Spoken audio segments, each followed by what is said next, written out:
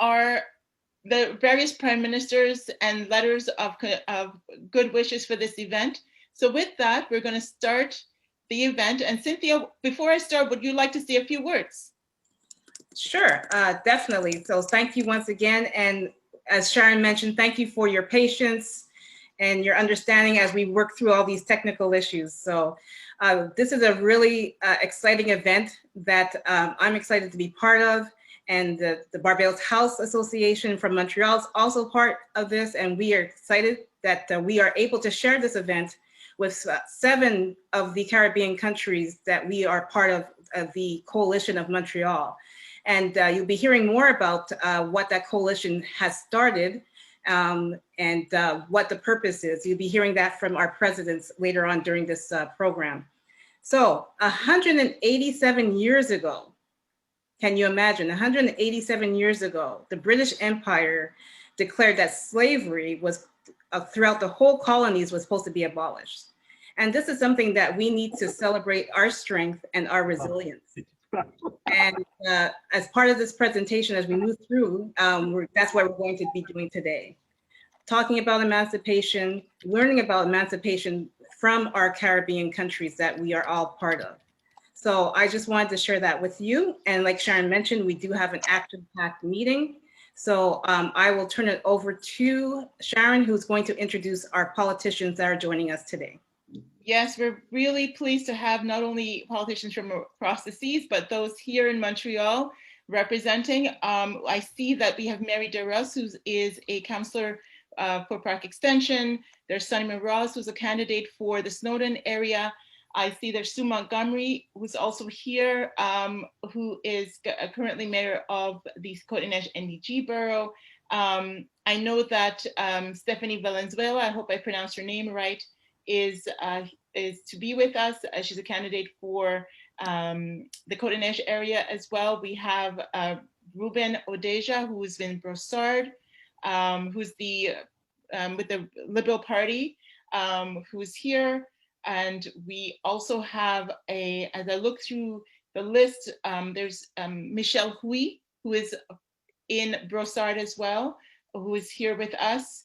And I hope I'm not forgetting anyone. Lionel Perez, thank you for being here as well. He is a mayor for, and I hope I got this right, he's the official opposition in the City Hall at Montreal. So thank you so much, Lionel, for being here with us tonight, or this afternoon rather.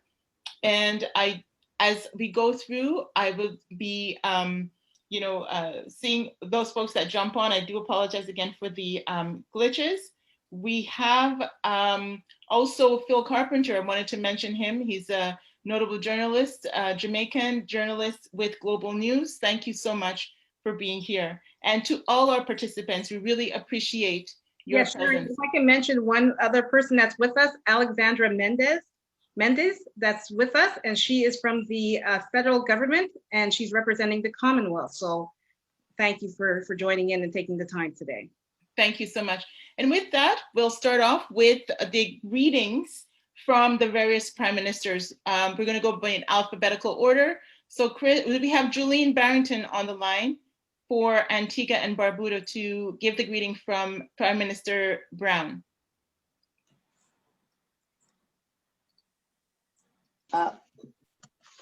Hello, everyone. Greetings to you. My Honorable Prime Minister, Mr. Gaston Brown, sends his greetings and his love to each and every one of you. And he's hoping that this event today will be a successful one. Thank you and God bless. Then we have Barbados. And with us, we have Dr. Myrna Lashley, who is our honorary counsel for Barbados, who will be reading the letter from Prime Minister Mia Mottley.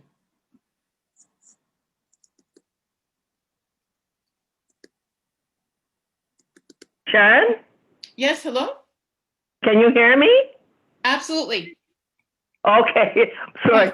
Good afternoon, everyone. I bring you greetings from the Right Honorable Mia Amo Mottley, who is the Prime Minister of Barbados, and she has written a letter which she has asked me to deliver to you. Here we go. Greetings to you all. It always warms my heart to see my Caribbean brothers and sisters come together in the spirit of unity and to celebrate the beauty and strength of our Caribbean diversity.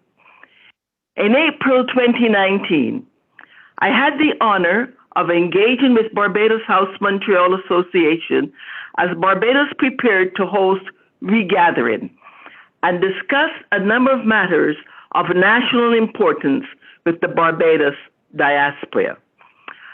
I reminded them then, and I take the opportunity to remind you all now, that the power of the people is always greater than the people in power. As our collective histories have taught us, it is in the actions and experiences of ordinary men and women that we have seen the growth, development, and continued transformation of our region. It is you who, in spite of all of the bureaucracy and red tape we experience at the leadership level, press on and live the reality of regional integration and partnership every single day, even here in Montreal, almost 3,000 kilometers away from the Caribbean sunny doorstep. Therefore, before I go any further, I want to congratulate the Caribbean Coalition Network of Montreal for truly embodying this commitment to Caribbean development and for taking to heart the fundamental principle of our Caribbean integration movement represented in CARICOM, that we are a family. As a Caribbean family, we have known struggle and adversity, but equally, we have known the joy, fulfillment, and strength of unity and a shared commitment to one another as brothers and sisters of our region. The practicality of this we have seen and felt as our region faces arguably our greatest existential threat of the last century in the effects of the global climate crisis and the unprecedented COVID-19 pandemic. But we know that nothing is insurmountable if we face it together. Our consciousness, our unrelenting commitment to social justice and fairness has largely been forged from our traumatic experience of the crime of transatlantic slavery and the systematic extraction of the wealth of our region for the benefit of former colonial powers.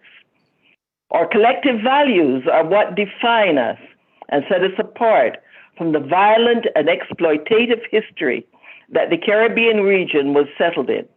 And we stand here today in the full knowledge that we are building on a foundation of centuries of action in the pursuit of fairness, justice, and equality for our people. It is so appropriate that of all the historical milestones you could have chosen to celebrate, you chose emancipation. Because the core message embedded in our celebration of emancipation is that if we strive collectively, we achieve collectively. We know that emancipation was not gifted, as some may want us to believe. Emancipation was largely the result of the role our enslaved ancestors played in their collective and unrelenting assaults against the evil tyranny of slavery. There were no fewer than 75 slave plots and rebellions in the English-speaking Caribbean in the 200 years between 1634 and 1834. For example, 1735, an island-wide plot in Antigua led by Tacky and Tomboy. 1769, Chatoya's first Black Carib War in St. Vincent. 1785, the first Maroon War in Dominica, led by Bala and Farcel.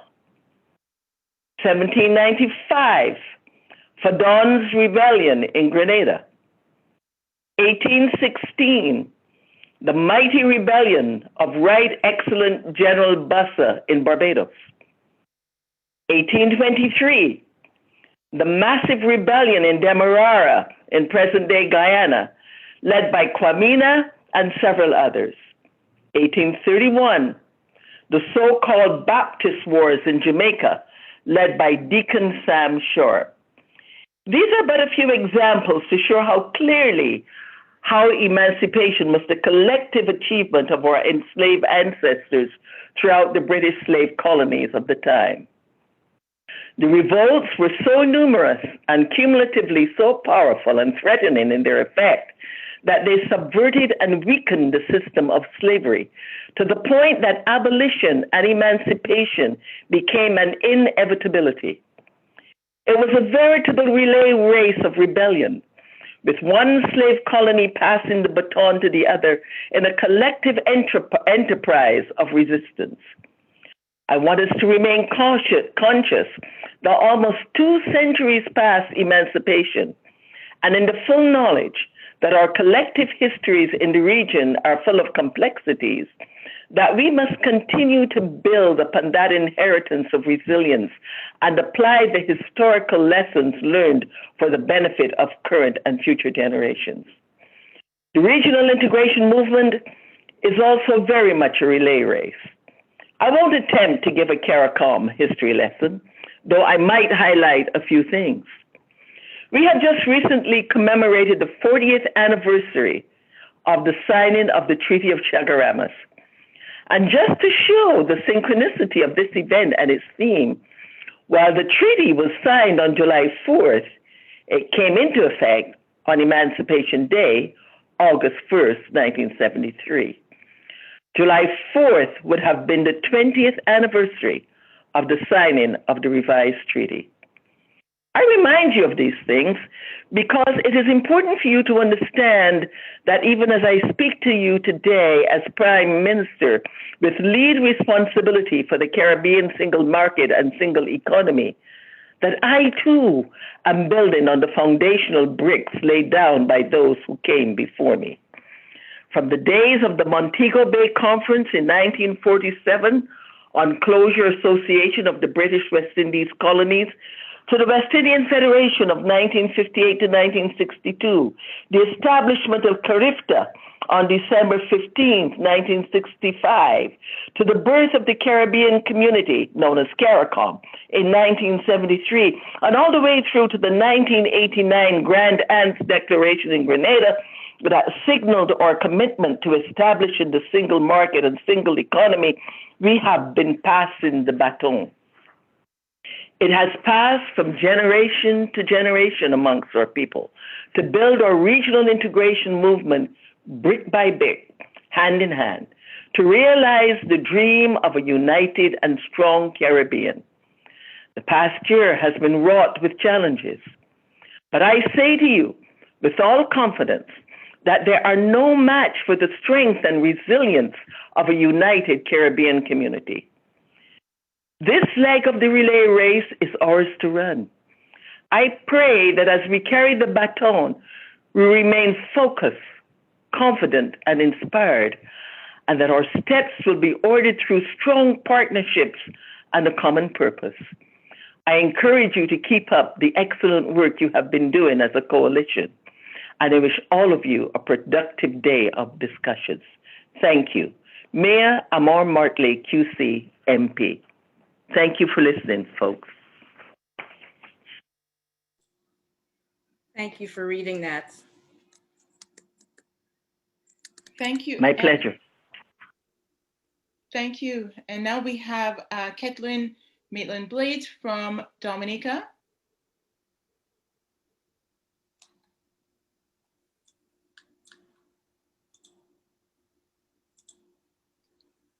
Kathleen, are you here?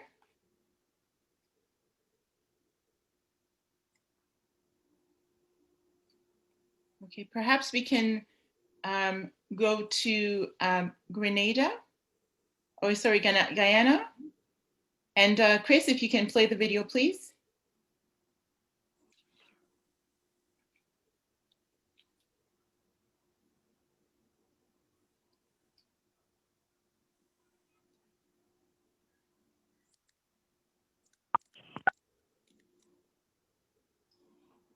Antigua and Barbuda, Barbados, Dominica, Grenada, Jamaica, and St. Vincent and the Grenadines. Special invitees, viewers, it is my distinct honor to greet you here today on behalf of Guyana at this event of the Coalition Network of Montreal in honor of Emancipation celebrations. This event is intended to capture key moments in our history related to emancipation in the Caribbean, the events that bind us, the occurrences that set us apart, the practices that we hold today that connect us to that time, and the meaning of it all as a Caribbean people. It is critical that our people are knowledgeable about such moments in our history as they help to carve our identities. Today, there remains across the world a myriad of unresolved matters with regard to the enslavement of Africans. Matters of our roots and ancestry, matters of systemic racism, and matters of reparations are just a few. Our continued efforts to celebrate and reflect on emancipation are a direct effort to remember the sacrifices and struggles that went into achieving freedom. But emancipation also teaches us a valuable lesson of the importance of regional synergy, as it has been argued that though separated by the seas, it was the continued determination of revolting slaves throughout the British West Indies that had a direct impact on the abolition of slavery. This powerful lesson tells us of our strength as a unified region and the things that we can achieve should such unity overarch all our endeavors. When the root is strong, the fruit is sweet. These words are attributed to Jamaica's own Bob Marley and could not be a more accurate representation of the importance of the observance and celebration of emancipation. I wish to commend the Coalition Network of Montreal for this initiative, as in its hosting of this event, not only do we achieve its aim of having a stronger voice in the Caribbean, but we ensure that our roots remain strong so that the work and efforts of our ancestors, of our present accomplishments, and of our future endeavors will bring forth sweet fruit that will build unity among our people and a strong sense of identity. I thank you. Thank you. That was Honorable Mark Phillips. Now we have Grenada, and we have the Honorary Council, believe, for Grenada, who will be giving the message on behalf of Prime Minister Keith Phillips. Sharon, you have a video. You have a video from Honorary. Yes, we do. Honorary yes. Council. The Honorary Council on behalf He's here. No, the Prime Minister's message is being read by, done by Honorable Oliver Joseph. Oliver Joseph, thank you. Thank you. Yes, Chris, if you can run the video.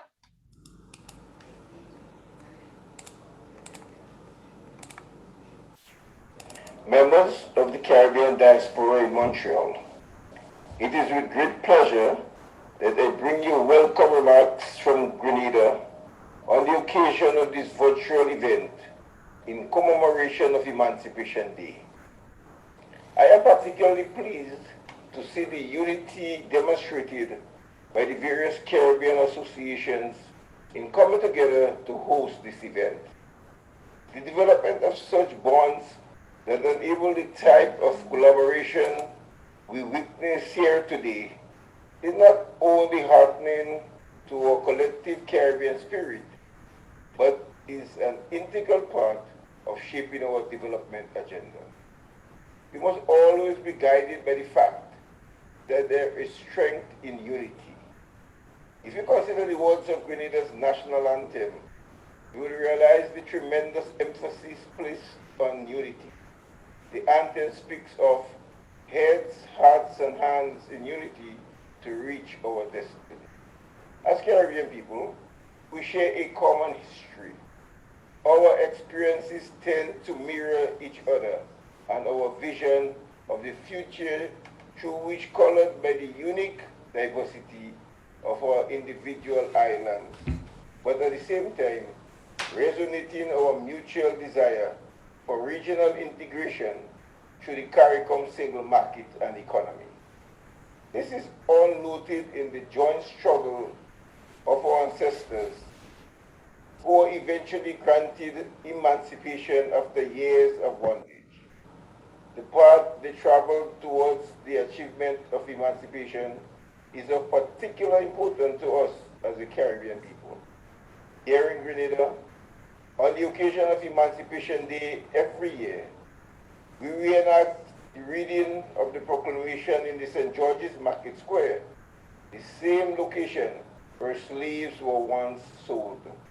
For us, it is a refreshing reminder of the unconditional freedom bestowed on our previously enslaved ancestors, while also being a call to action for us as a people to remember that while we are no longer struggling for our liberation, we have an obligation to be responsible and productive members of our society. One of the key messages enshrined in that proclamation is that statement: do not imagine that because you are free, you are independent of one another. No class of the community can be independent of the other. This is a very poignant reminder of our interdependence as global citizens. To underscore my earlier reference to Caribbean Association coming together, I encourage you to continue collaborating, for it is through such insightful engagement that we create the building blocks, the foundation for the future that we desire and deserve. I thank you and I wish you a very successful event. Thank you. We are pleased to have with us our High Commissioner, Janice Miller, who is on the line, but who has also sent in a video from the Prime Minister of Jamaica, the Honorable Andrew Holness. Chris, please play the video. Executive of the Caribbean Coalition Network of Montreal, fellow Caribbean nationals, friends of the Caribbean, good afternoon.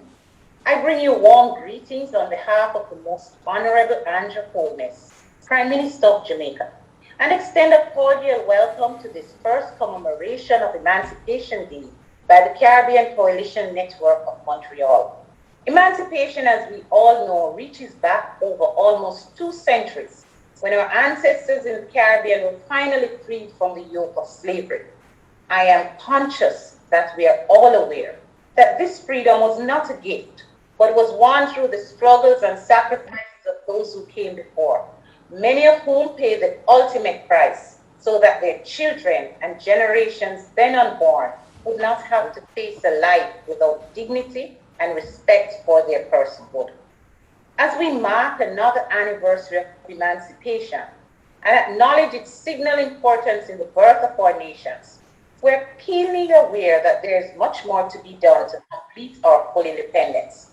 The focus of today's event on teaching and learning about the significant parts of our history is timely and appropriate. I commend, on behalf of the Government of Jamaica, the Caribbean Coalition Network of Montreal, on the work being done to highlight emancipation and its impact on the creation of our societies. It is our hope that today's event will achieve its objectives. Please be assured of our best wishes for continued success in your future endeavors. Thank you. Thank you so much.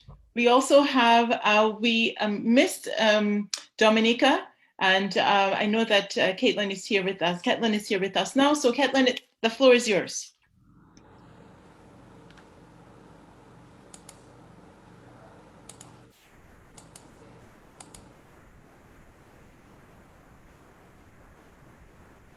Caitlin, are you there?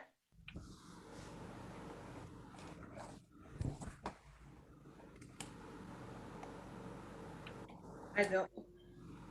I'm just going to check to see if I see her online. Just 1 second.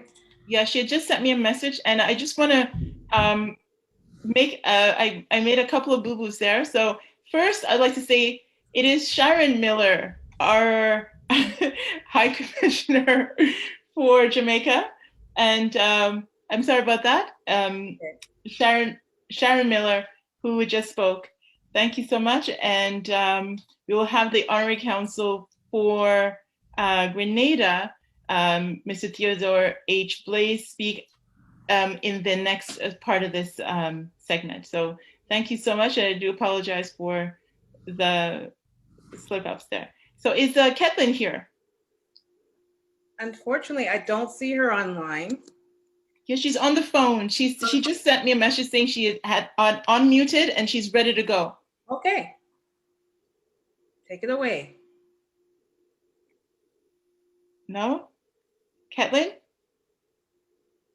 All right, what we can do is we can come back to Ketlin, and definitely we'll give you that opportunity to say, to speak about Dominica and to give greetings from the Prime Minister. Now, I know that Jack Deere is not here with us. He's at another event, but I do believe there is a representative also from the St. Vincent and the Grenadines who's here to say a few words. Are you here?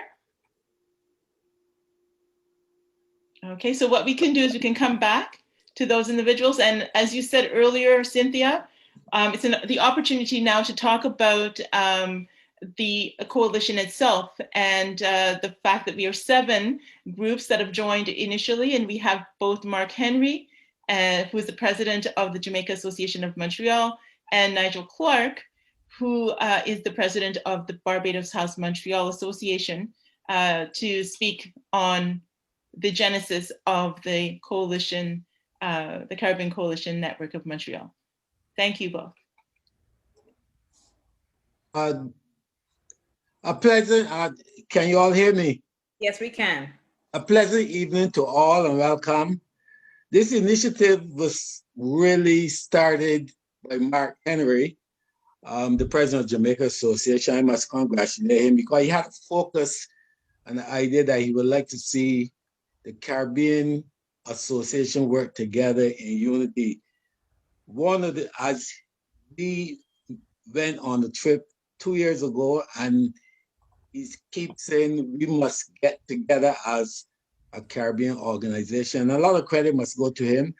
When we decided to put this coalition together, I have most of the contacts for the associations, so I will take care of that part. But he had a focus and it worked out because we know over the years there was plenty attempts to have a coalition going, but this one is slightly different, and Mark will explain to you where it is different and compared with the other coalition.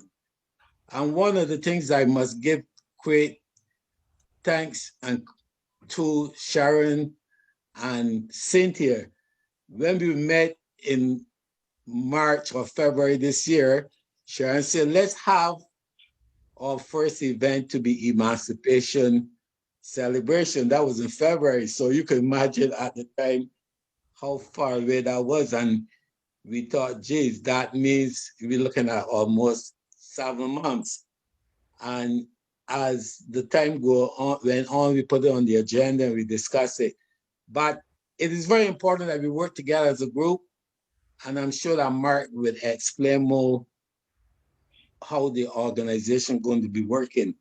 But many thanks to all the associations, especially Cynthia and Sharon, to make this event very successful. And when you want something done, you give it to the person that can get it done.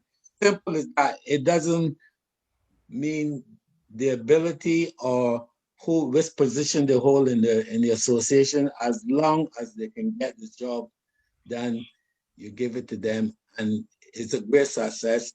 Cynthia as well as Sharon. Thank you very much. Thank you, Nigel. Good afternoon, everybody. On behalf of the coalition, I just want to welcome everybody. We're really excited for this this event. Just to sort of start off, the coalition is called the Caribbean Network of Montreal. And one of the things that led to that idea, even though we are a coalition of coming together, we wanted to make sure that the way we conducted business was different from the way other attempts to have that coalition in the past, where there wouldn't be one specific leader for the entire organization, but that all decisions and discussions would be done on a collaborative basis. And I must say, so far, that has been an excellent approach. This allows each organizations that represents the different Caribbean countries to actively participate on an equal level. And I must congratulate everybody for being a part. There are a 9 official member group that started, but there's really, as Sharon mentioned, 7 active. I would like to just give quick honorable mention to the different Caribbean participants. We have Barbados House, is led by the president, Nigel Clark. And it's only to highlight the presidents, but it's really the board members that are, and the members also were really strong behind many of these organizations who've been around for quite a long time. So really mention all in that. So we have Barbados House led by President Nigel Clark. We have the Vincent and Grenadines Cultural Association, who was the president is Mr. Jack Dare, I apologize. We have the Guyana Cultural Social Association of Montreal, Mr. Liebert Sancho, one of the first person I called, and he really, was excited about it and really gave us that push to go that he was really, really excited to be a part of that. We had initially the Montreal Association of Montreal, President Vincent Hilaire, the late President Vincent Hilaire. We have Grenada Association of Montreal, President Nicole Swan. We had St. Kitts and Nevis Association of Montreal, President Constant Greenway. Not currently active, but we had that initial sort of come together. We have the Dominica Island Cultural Association of Montreal, President Caitlin Maitland. And we have the Antigua and Barbuda Association of Montreal, President Julian Barrington. The coalition, if I've missed anyone, please correct. So the vision, just very quickly. One of the things, the vision of the coalition really was to create a joint and unified voice to address issues that impact the Caribbean communities of Montreal and share in the resources and expertise in building our community. The Caribbean communities share a common value and cultures, and we believe only the flags and the different dialects that we kind of speak right across the English Caribbean, especially diaspora, that's really the only thing that separates us. But altogether, we do bring a different dynamic, although we are part of the greater Black community. The English Caribbean diaspora share some common things, values, cultures.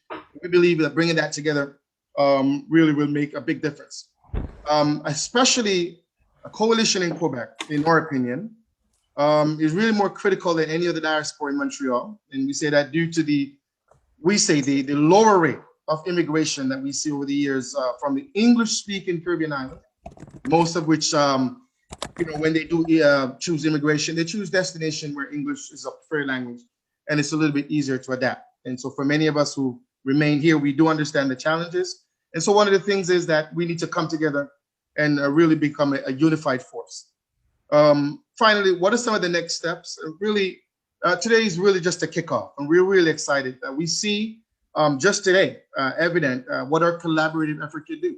And really, the aim is to bring the entire Caribbean communities together, and those we haven't really been that haven't had an opportunity to be a part of it. Hopefully, this event will sort of give push start some of the other islands to get involved. This, we believe, will create a strong position in creating or demanding that the needs of our community, the entire coalition community, they're met, and that our generation, the future generation, really have a foundation to build on. And basically what we're saying is strength in numbers. So once again, I want to thank everybody for participating. Continue to support. This is the first of many events to come. I want to thank all the presidents. And honorable mention, just before I close, or honorary council, Mr. George Grant. I would remiss in saying, when we first started this, I also reached out to our honorary council He had seen former coalitions come together, really encouraged it, gave some strong advice, some good leadership, reached out to some of the other honorary councils, and was part of really getting this thing started. So I want to thank honorary council George Grant also. Thank you very much, and enjoy the rest of the evening. Thank you so much, Mark. That's wonderful, and good background on where we start, our genesis, and where we're coming from. I know that Ketlin is now ready, but I just got a call from Stretch. I know that he has to leave. So Ketlin, if you don't mind, if you stay unmuted, and we'll ask a Stretch to Howard Carr, I should call him, Howard Carr, who we all know has been in media for many, many years. We hear him every Saturday on CKUT, and has been a voice for the Caribbean people here in Montreal. And really what we wanted to start off with is kind of a build-up as to what emancipate, where it really started, as Cynthia mentioned, is 180 something years ago, but really to kind of get the background, the history on that. So Ketlin, we're gonna have you speak after Howard Carr, who affectionately known as Stretch here in Montreal and on CKUT. So Okay. Howard, it is your turn to talk about what was emancipation in 1833 and then August 1st, 1834. The floor is yours. All right, thank you very much. Slavery abolition, 1833. Let me get on this mic a bit. I'm in my studio, so bear with me. 1833 in British history. Act of Parliament that abolished slavery in most British colonies, freeing more than 800,000 enslaved Africans in the Caribbean and South Africa, as well as a small number in Canada. It received royal assent on August 28th, 1833, and took effect on August 1st, 1834. Background.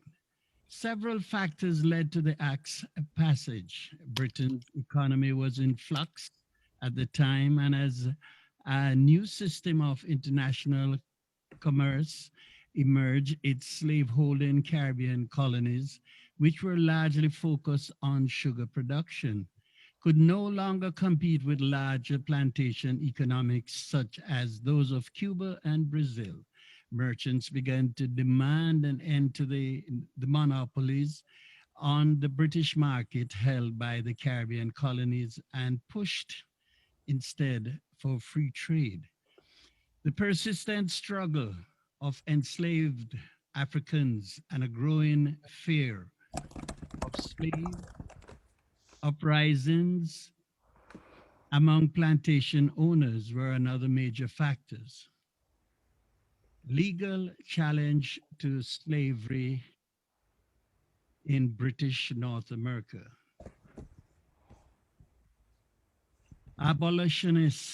British abolitionists had actively opposed the transatlantic trade in African people since the 1770s. Several abolitionist petitions organized in 1833 alone collectively garnered the support of 1.3 million signatories. Such anti-slavery views spread to Upper Canada, later Canada West, influencing the passage there of the 1793 Act of Limit Slavery, the first such legislation in the British colonies.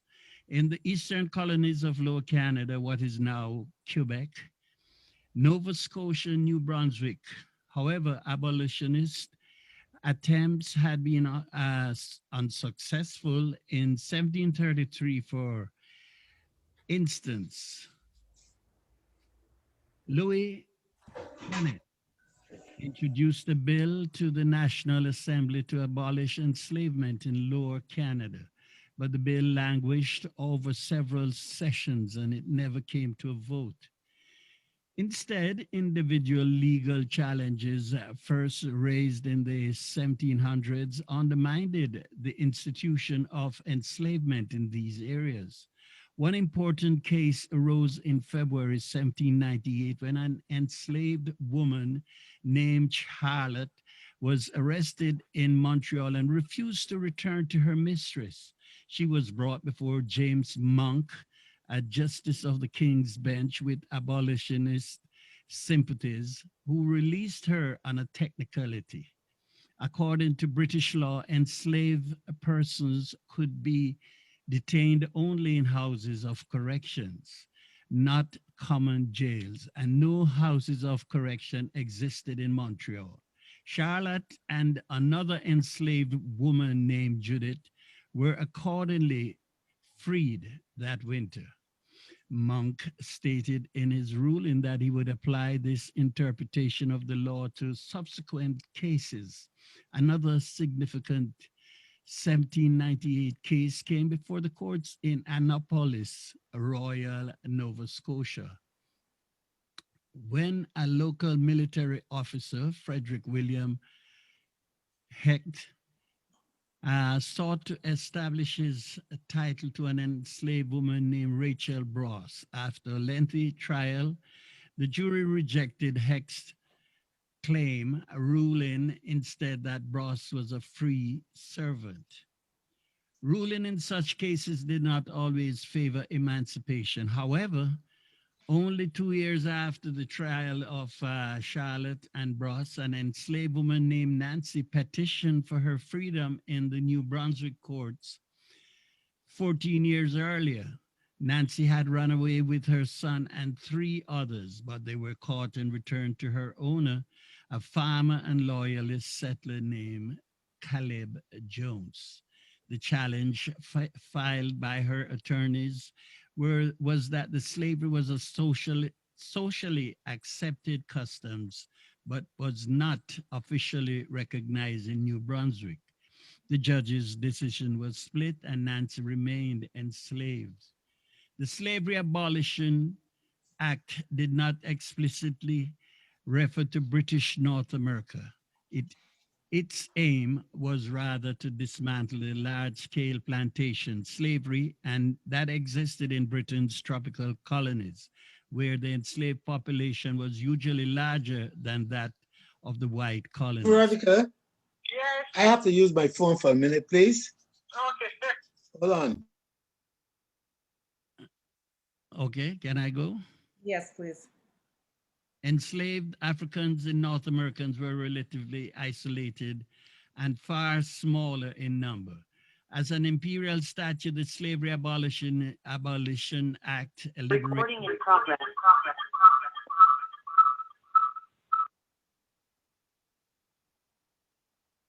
The Slavery Abolition Act liberated less than 50 enslaved Africans in British North America, for most important enslaved people in British North America. However, the act resulted in partial liberation as it is only emancipated children under the age of 6, while others were to be retained by their former owners for 4 to 6 years as apprentices. The British government made available £20 million to pay for damages suffered by owners of the registered slaves, but none of the money was sent to slaveholders in British North America. Those who had been enslaved did not receive any compensation either.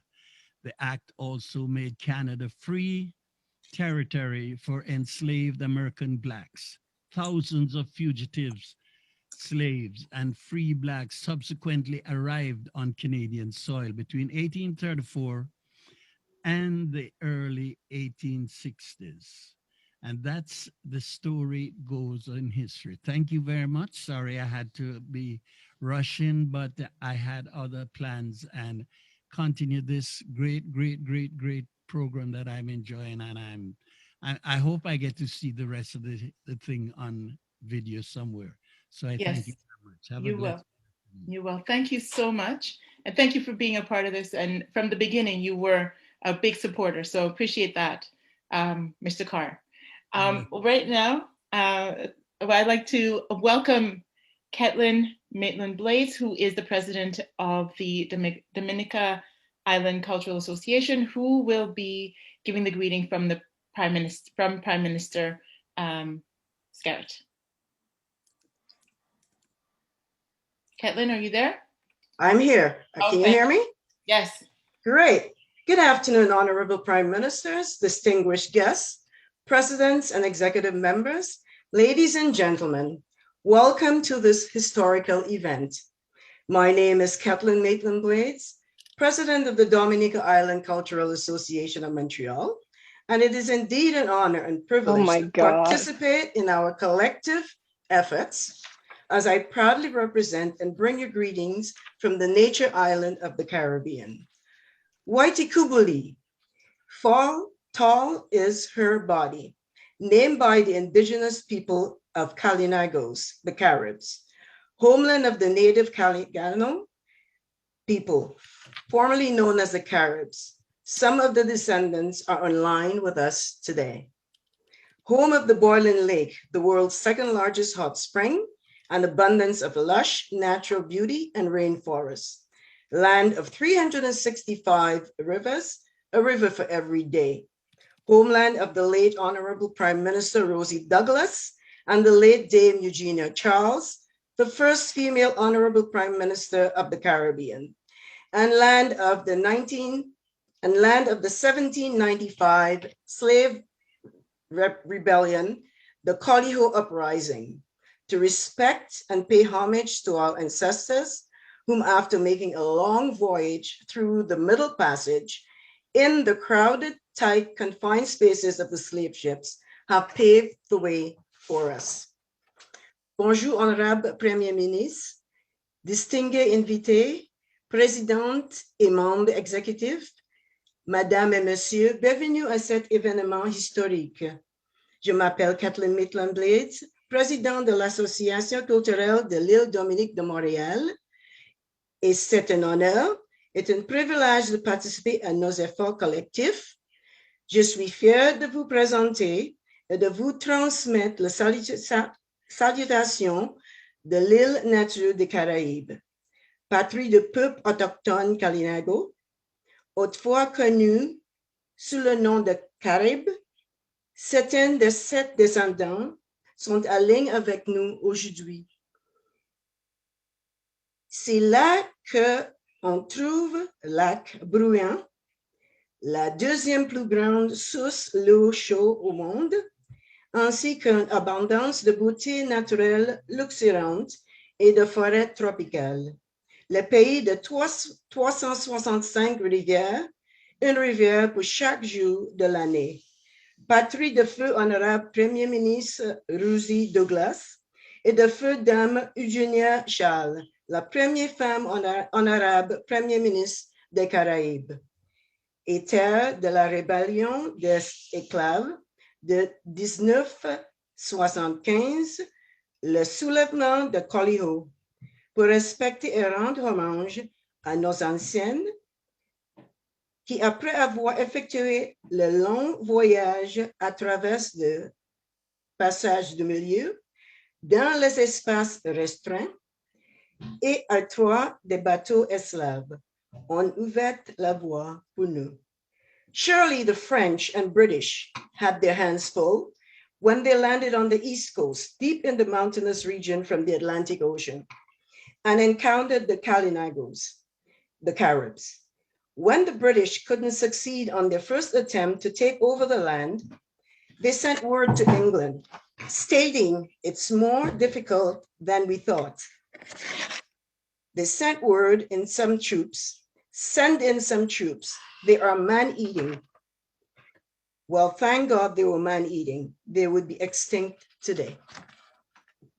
Il est certain que les Français et les Britanniques ont eu du pain sous la planche lorsqu'ils débarraient sur les côtes est, au cœur de la région montagneuse de l'océan Atlantique.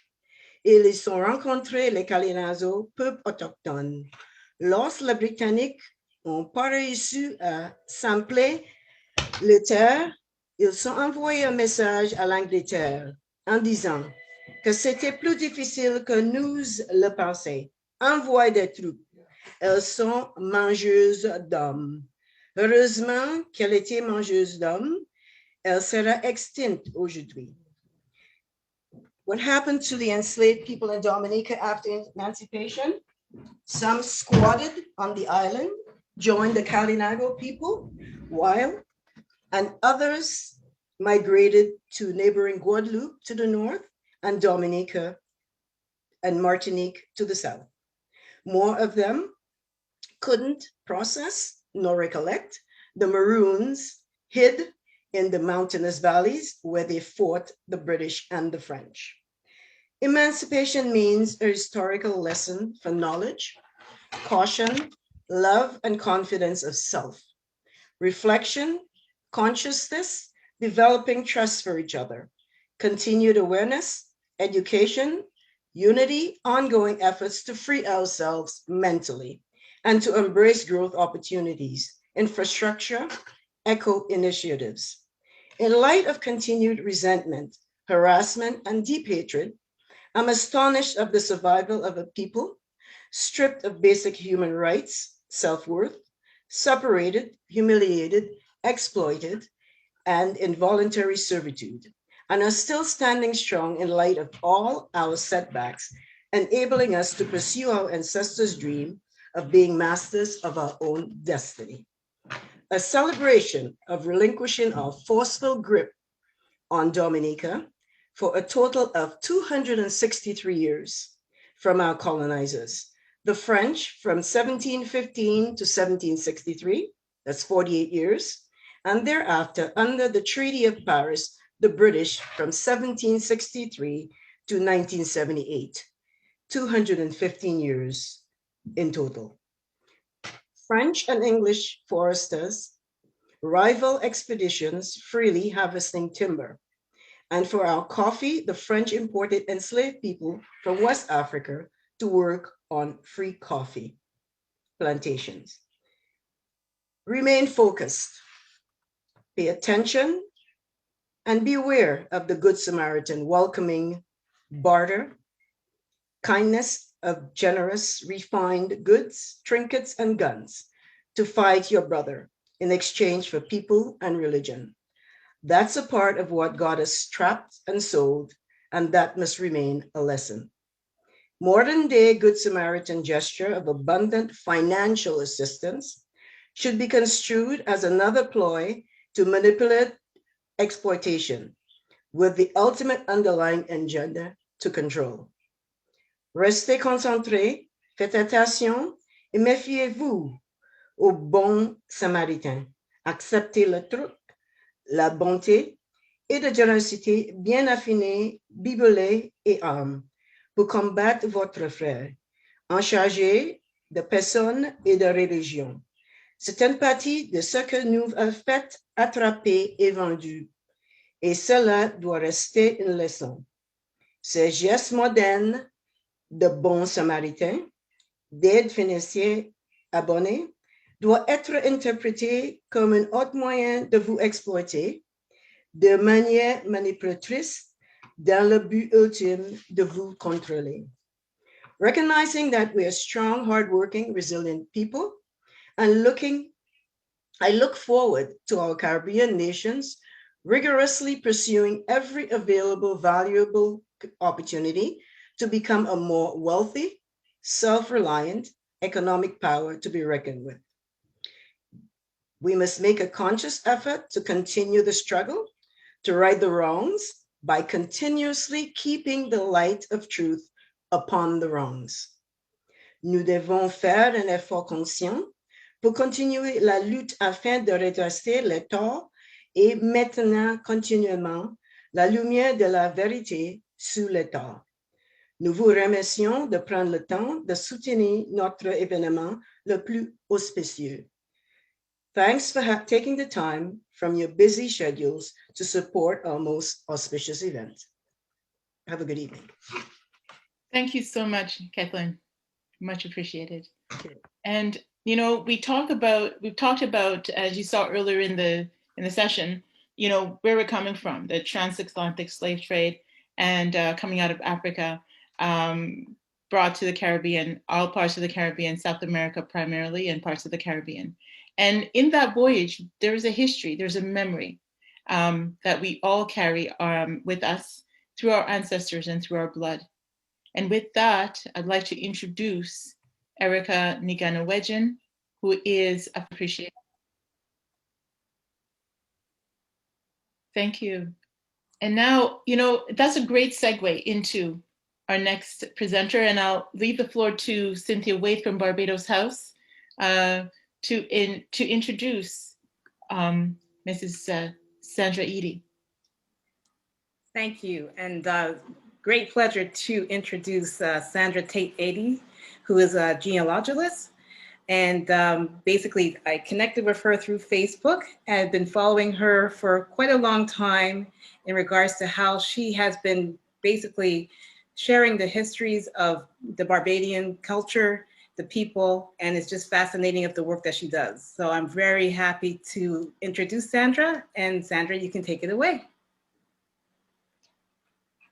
Hi, good evening, everyone. I am so honored to be here. I want to thank the Caribbean Coalition of Montreal and also the Barbados House of Montreal for inviting me to this very important event.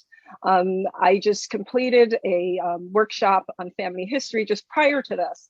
And I have to tell you that there's so much interest on the part of individuals all over the world to learn more about our ancestors. And so I bring to this forum this evening more of a personal forum, more or less, for you to learn what is it that you can do to add to our knowledge about our ancestry, add to our knowledge about emancipation, about the slavery era. And I thought what I would do today is visit a few websites to enlighten you as to what resources are available to each of you and to our listeners that can help them to join in this learning process about who we are and where we came from. And so with that being said, let me just start out by going to, if we're going to talk about emancipation, who were these people who were emancipated? And I think that's important. It's important for us to learn their names, and that information is oftentimes available, but not exploited for our purposes. A lot of it is exploited for academia, for books, for theses, et cetera, which is amazing. But it's also amazing that on the ground, individuals know that they too can access information about who we are and where we came from. The first site that I am going to visit, and if you would allow me to share my screen, emancipation from slavery obviously would have involved slaveholders. And it's important for us to recognize that we know who these people are. Their records abound about who they are and why they did what they did, and how our ancestors, if we were enslaved, were attached to these families, attached to their land. And there are records that show, for example, this is from the Barbados Mercury and Birchtown Gazette. Many of these newspapers are coming online. And as you can see from this particular one, and hopefully you can see it, if not, please let me know. At the time that emancipation became law, the slave owners were offered a deal. We will compensate you for the loss of your slave labor. Once enslaved people become freed, you then, will not only have a period of time to become accustomed to, having paid labor on your plantations. We will compensate you for the loss of free labor. This list then that you're looking at is from the newspaper. It's an announcement to landowners and slave owners that they are to submit their compensation claims to the British colonial government. This is an important record because how the enslaved were treated in the record or omitted from the record can only be filled in if we access information about the people who held them as enslaved and captives. So this is an important thing for us to know exists and for us to look at and read and try to understand. Another really important, and I have to stop share, I believe, in order to go to another site. So bear with me, please.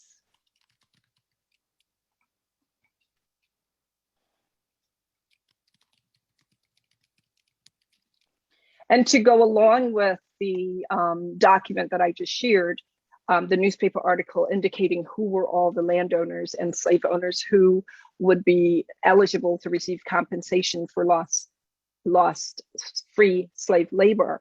There is a website available called the Center for the Study of the Legacies of British Slavery, where you're able to go and you can do searches of the different estates that held slave labor and go through the database and perhaps put in the name of an estate or a plantation that perhaps you're familiar with from your own family history.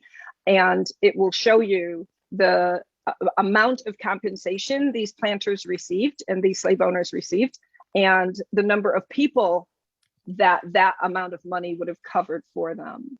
So I'm a researcher, and primary sources are incredibly enlightening, especially for people on the ground, not only for academics, but for people on the ground who are fascinated to see this history right in front of them unfolding in print.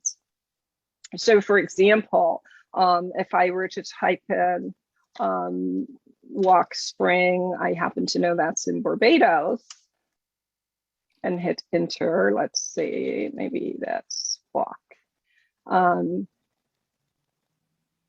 It should provide me with slave owners with these names or estates with these names and what kind of compensation they received after slavery ended.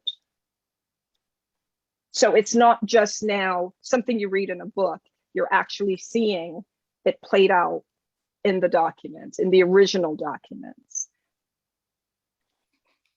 Let's try a different one.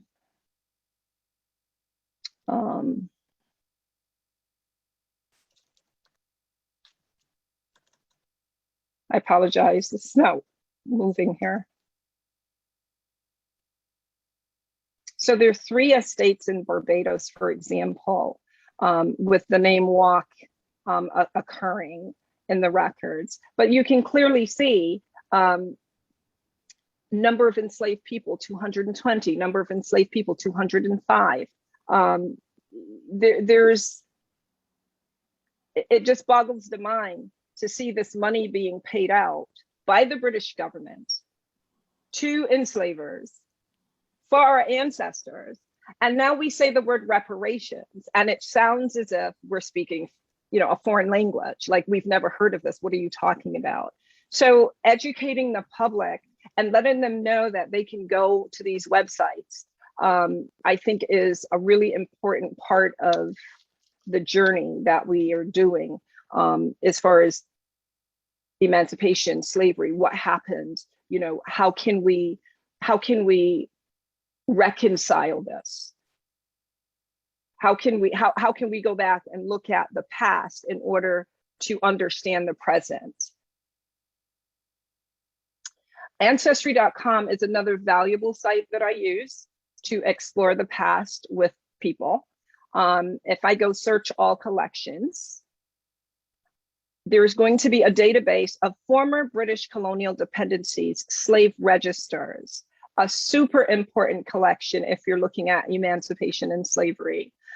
There was a time during this time when the British government said in 1807, we ended the slave trade. We said no more buying fresh cargo of humans from Africa into the British possessions in 1807. Well, we know smuggling was bound to happen.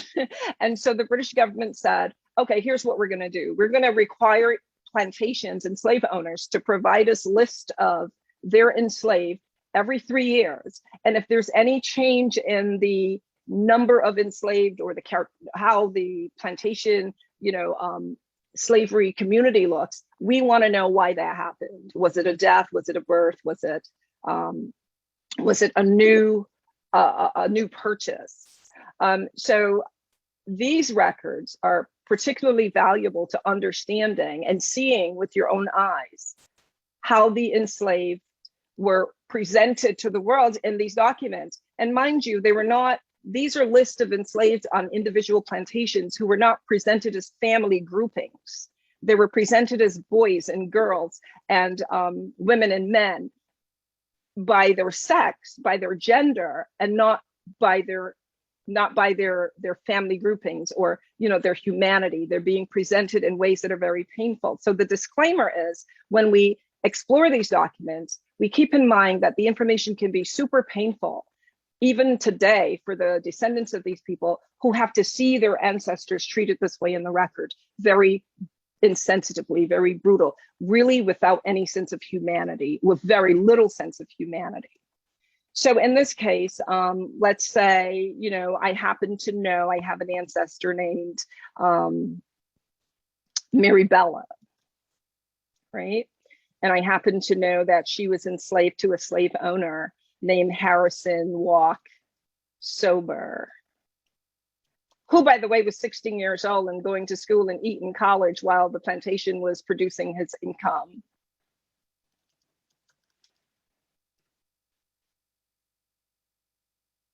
So we see Mary Bella was born around 1827. Well, one of them was born around 1827. I'm actually looking for the one that was born closer to 1800 because there were two on the plantation, yeah?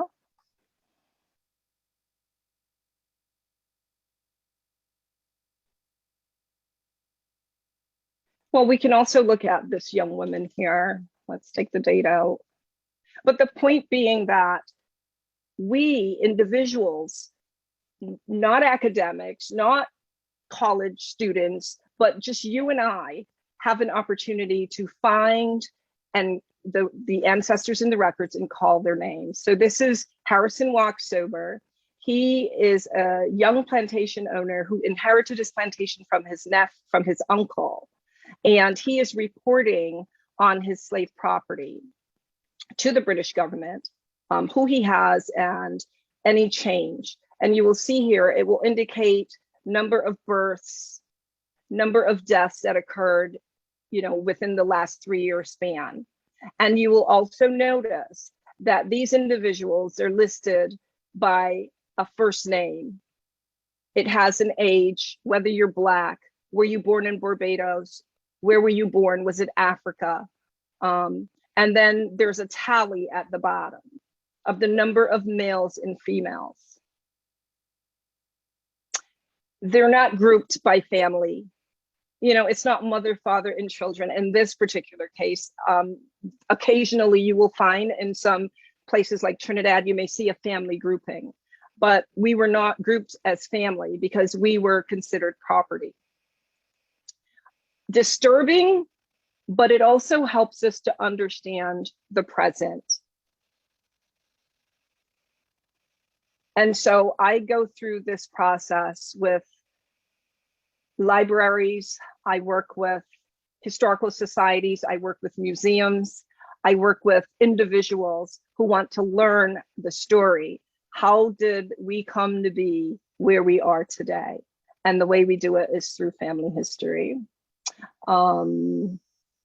There are other sites that you can visit that illuminate the time period and the events of that part of history. Obviously today I wouldn't be able to go through a lot of it with you, but I'm certainly available if anyone's interested in looking at family history. And our countries are beginning to see the value, obviously, of heritage, the value of genealogy as things that can interest people in coming home, interest people in reconnecting with their island roots. And these documents facilitate that.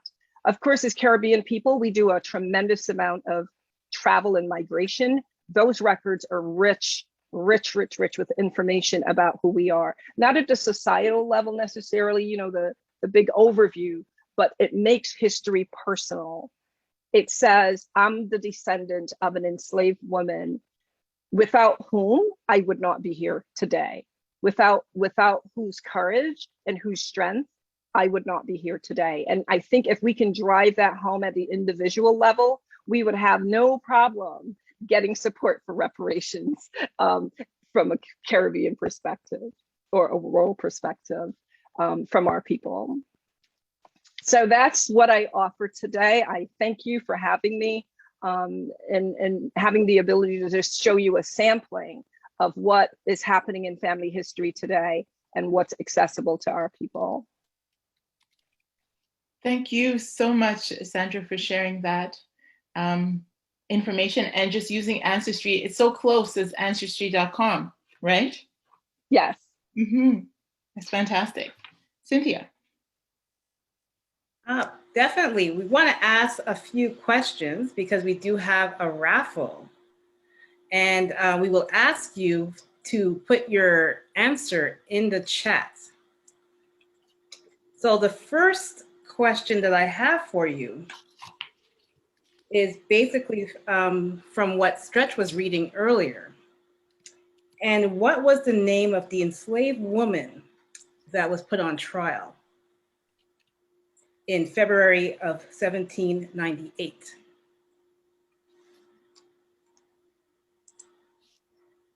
So I'm just waiting for someone to answer in the chat.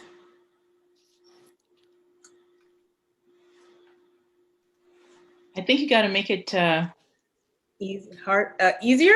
Yeah, I think so, because there's a lot of names flowing around here. Judith, no. Oh, Russell Brooks answered correctly. What? Russell? Okay, Russell, you got a prize. Yes, got a prize. And her name was Charlotte. Okay. Thank you very much, Russell. Great job. And another question that I have for you. What is the name of the person that presented us the information about blood memory?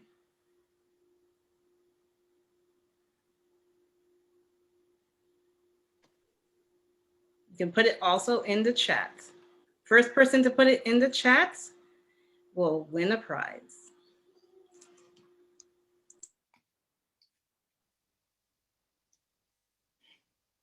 We have somebody. Hepta? Hepta. Okay. Wonderful. So we're going to go through some of these questions and these quizzes throughout the presentation just to break it up. So Sharon, I'll turn it over to you. Thank you. So while we hear about that big picture of emancipation and slavery and what that meant and slave owners, you know, what we also want to look at is individually that these different islands, what happened in these different islands around emancipation. And what we titled this part, Tell Me About Emancipation, what happened in these different countries, what happened to the former enslaved people. And Sandra, we're going to come back to you for this one to you know, we had the presidents and we have a historian, we have also coming to talk about this. So can you tell us a little bit, take 2 minutes to tell us about what it was like for persons in Barbados? In Barbados. Yeah. Okay. Let's see. So Barbados was very interesting because we're a very small island, not a lot of land area. And so the prospect of, you know, realizing the promise of emancipation, the you know, let me get my own house and land, you know, do my own thing, wasn't really immediately available. First of all, we have to remember that the planters had no desire to see their enslaved property released, right? Let's get that clear. The powers that be did not want slavery to end. As such, not having that power, we were freed, but we also understood that the freedom that we were being offered, the deal we got offered in 1834, was something far less than emancipation. And so in 1834, not only did the planters not celebrate in any big way, the enslaved also didn't celebrate in any big way, because when they saw the deal, they said, well, you know, we're essentially still enslaved. I mean, basically what you said to us, children under the age of 6 are freed.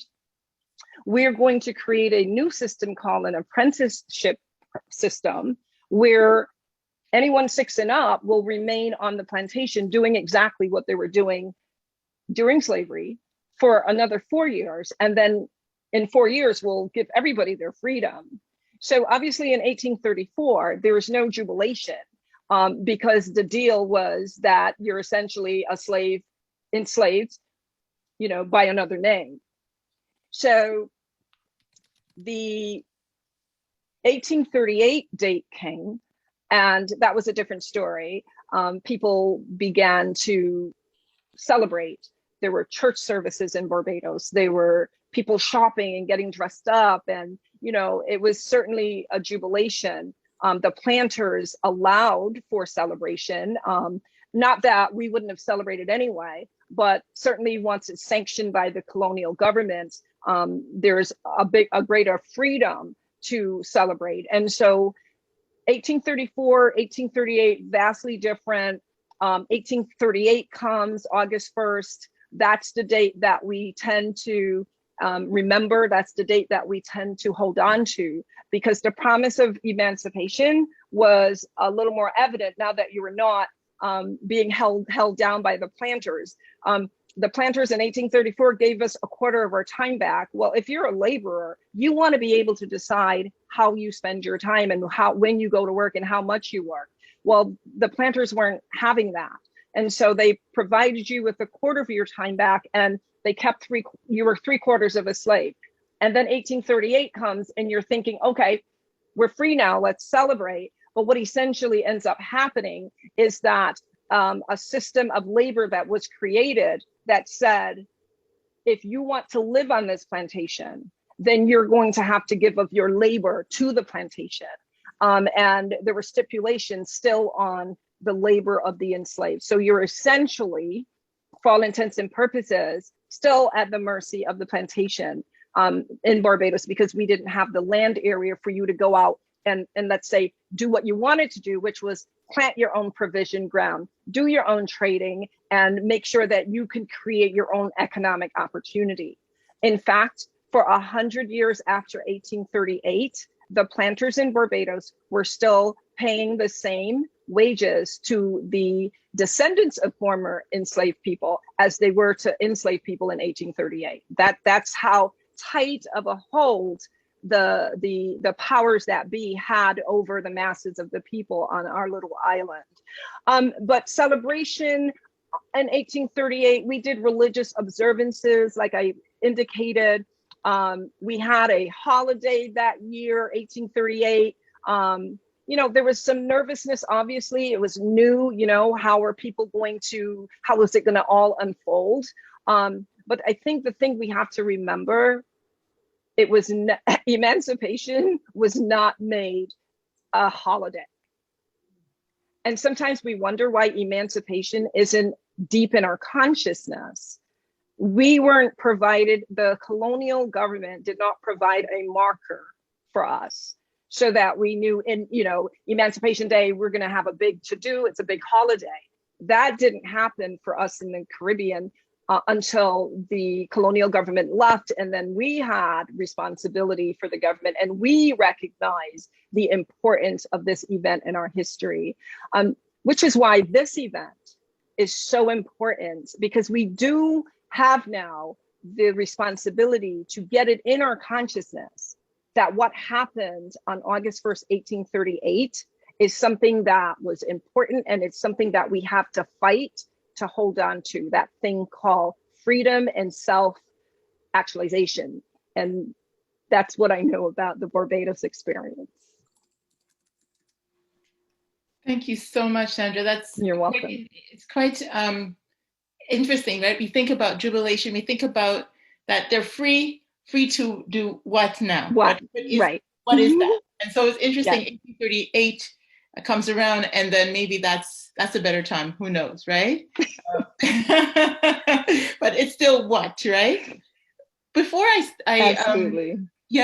Before I introduce Jolene from Antigua and Barbuda, I want to take this opportunity to also pay a special thank you. We do have a number of guests on, politicians, and I wanted to, and members of other groups, that we do have honorary councils that I had not yet had a chance to mention. So I want to first welcome Sabine Montpierre, who is a candidate in the Darlington area.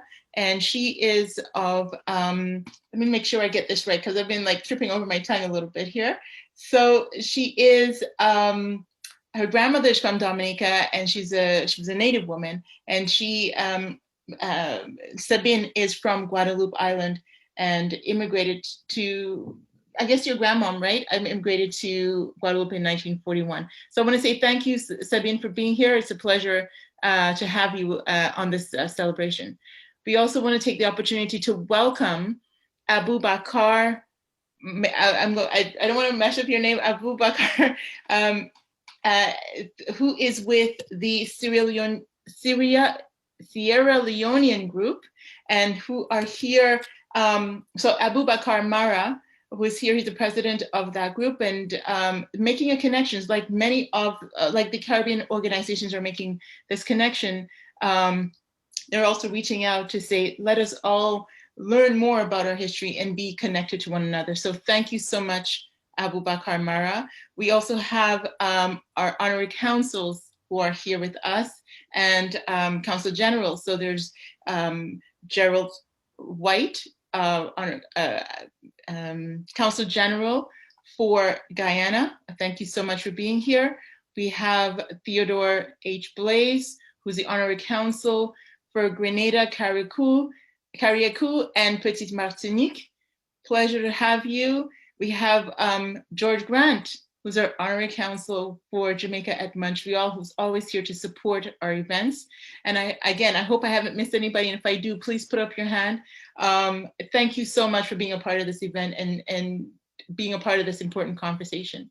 So at this time, I'd like to open the floor to Jolene Barrington, who is the president of the Antigua and Barbuda Association, who will be talking about what it was like for emancipation in Antigua and Barbuda. Jolene, the floor is yours. Thank you. Most Antiguans are of African lineage, descendants of slaves brought to the island centuries ago to labor in the sugarcane fields. The Arawaks were the first. Ooh. Oh, where is she? Oh. Is she gone? Sorry, Jolene, you have to unmute. I'm sorry, you have to unmute. Okay. Okay now? Yeah. Thank you. The Arawaks were the first well-undocumented groups of Antiguans. They paddled to the islands by canoe from Venezuela, and they were rejected by the Caribs, another people indigenous to the area. The Arawak introduced agriculture to Antigua and Barbuda, raising, among other crops, the famous Antigua black pineapple. The Irish were the first sent to the island as indentured and unpaid servants by Oliver Cromwell during the mid-17th century. They were treated harshly and had to live in depraved conditions. Many of the Irish, most of whom were Catholics, died from severe sunstroke and sickness, and those who survived lived in extreme poverty. Irish indentured servants were replaced by African slaves in the mid to late 17th century as they were more suitable for working in the heat and the sun. The Irish were used by the British as a buffer group between them and the African slaves, and became overseers on sugar plantations on the islands.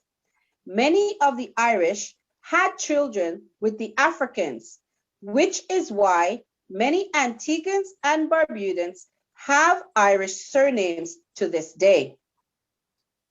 In 1632, a group of Englishmen from St. Kitts established a successful settlement. Thomas Warner was appointed as the first governor. Sir Christopher Codrington came to Antigua in 1674 from Barbados.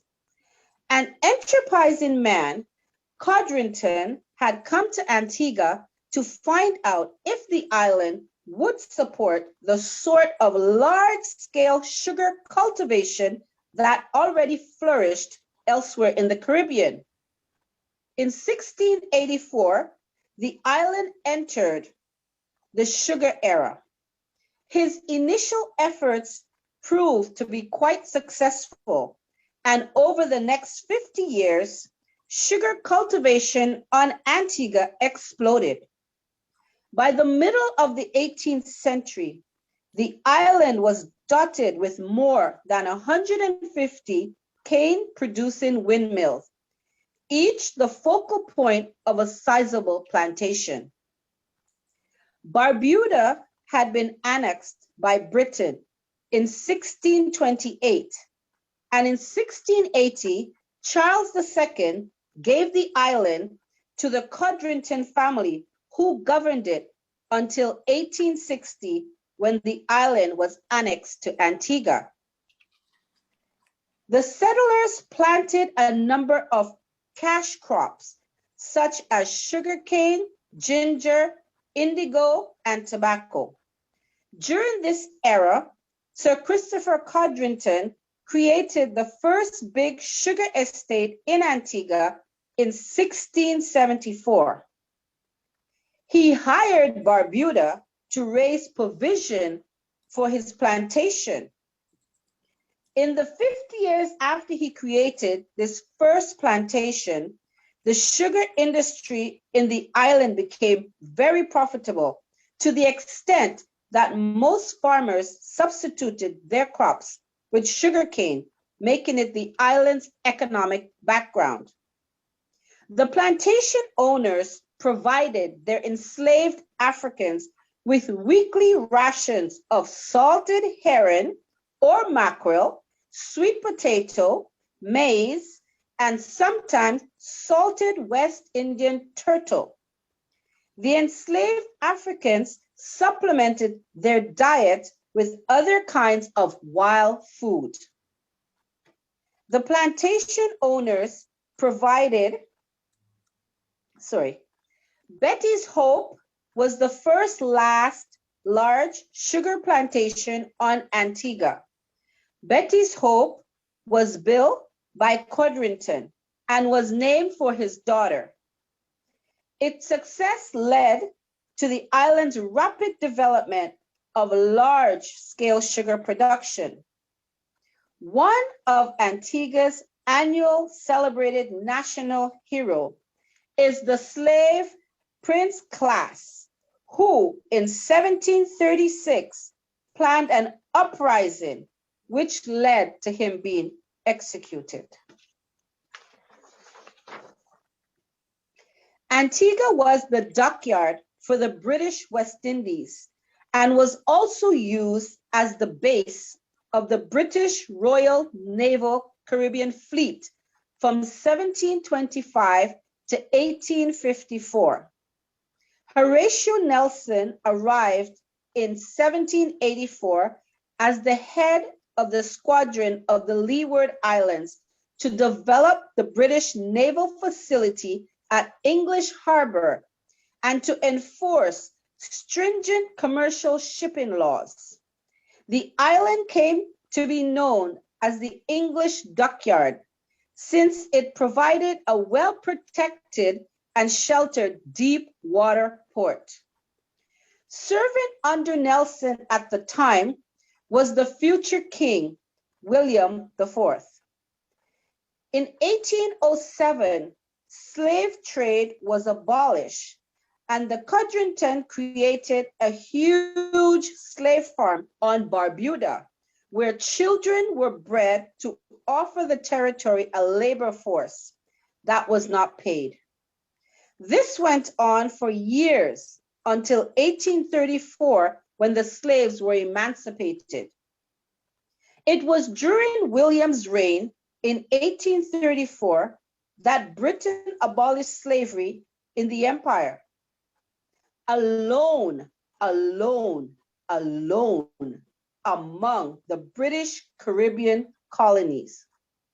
Antigua instituted immediate full emancipation rather than a 4-year apprenticeship or waiting period.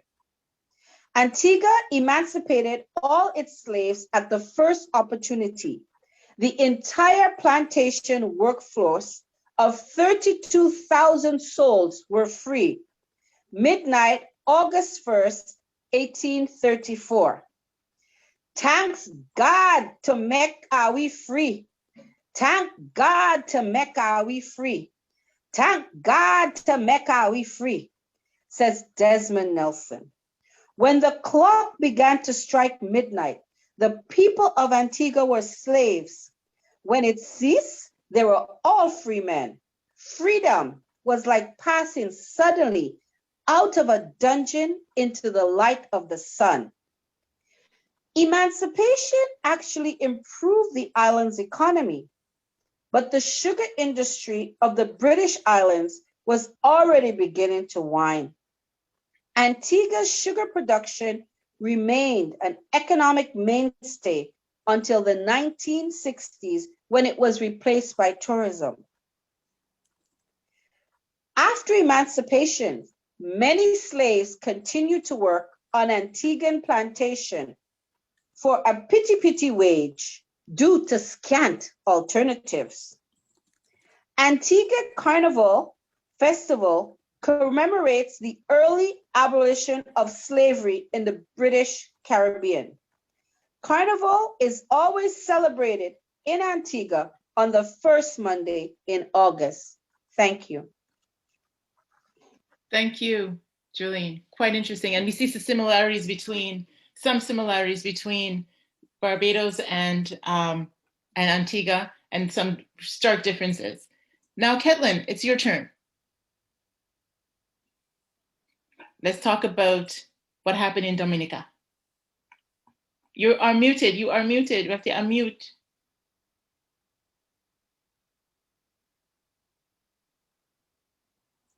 Are we ready?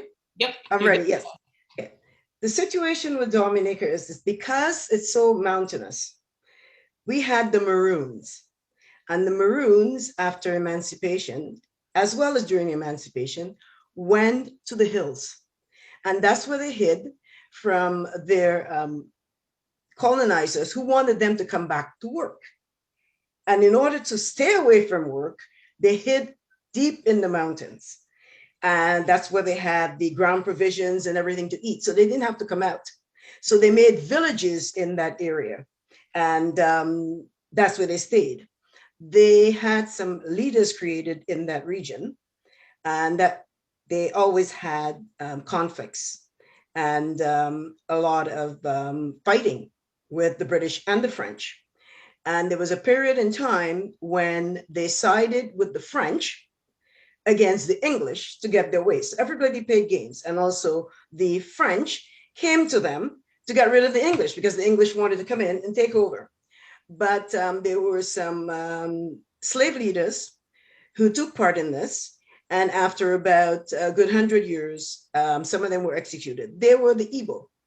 They were from West Africa. And there's one thing they believed is that if they were to be killed, they would prefer to be burnt or their bodies mutilated, chopped. So when they were captured in the mountains or going into the mountains to their hideout, and they were beaten, they would say, go ahead, beat me. This does nothing. And the mistake they made was they said, you can beat me all you want, but I want to return to Africa. And only when I am mutilated and burnt that this happens. So the powers that be sat down one day and thought, hey, they're always rebelling, these Maroons. The others are quiet and they're joining with the Caribs. This is serious business.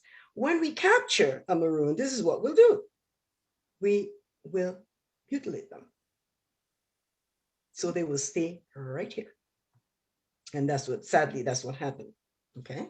And one of the last ones begged to be mutilated, and they didn't have to beg as much because the powers that be learned, God understood their psyche and said, all right, That's what we'll do now. Okay.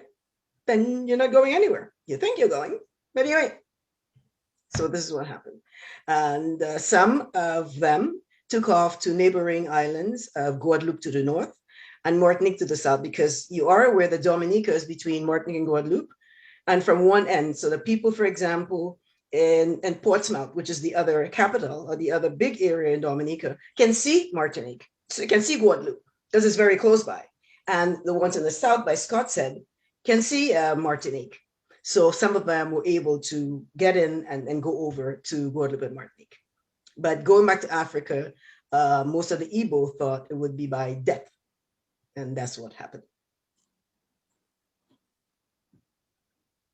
Thank you. You're welcome.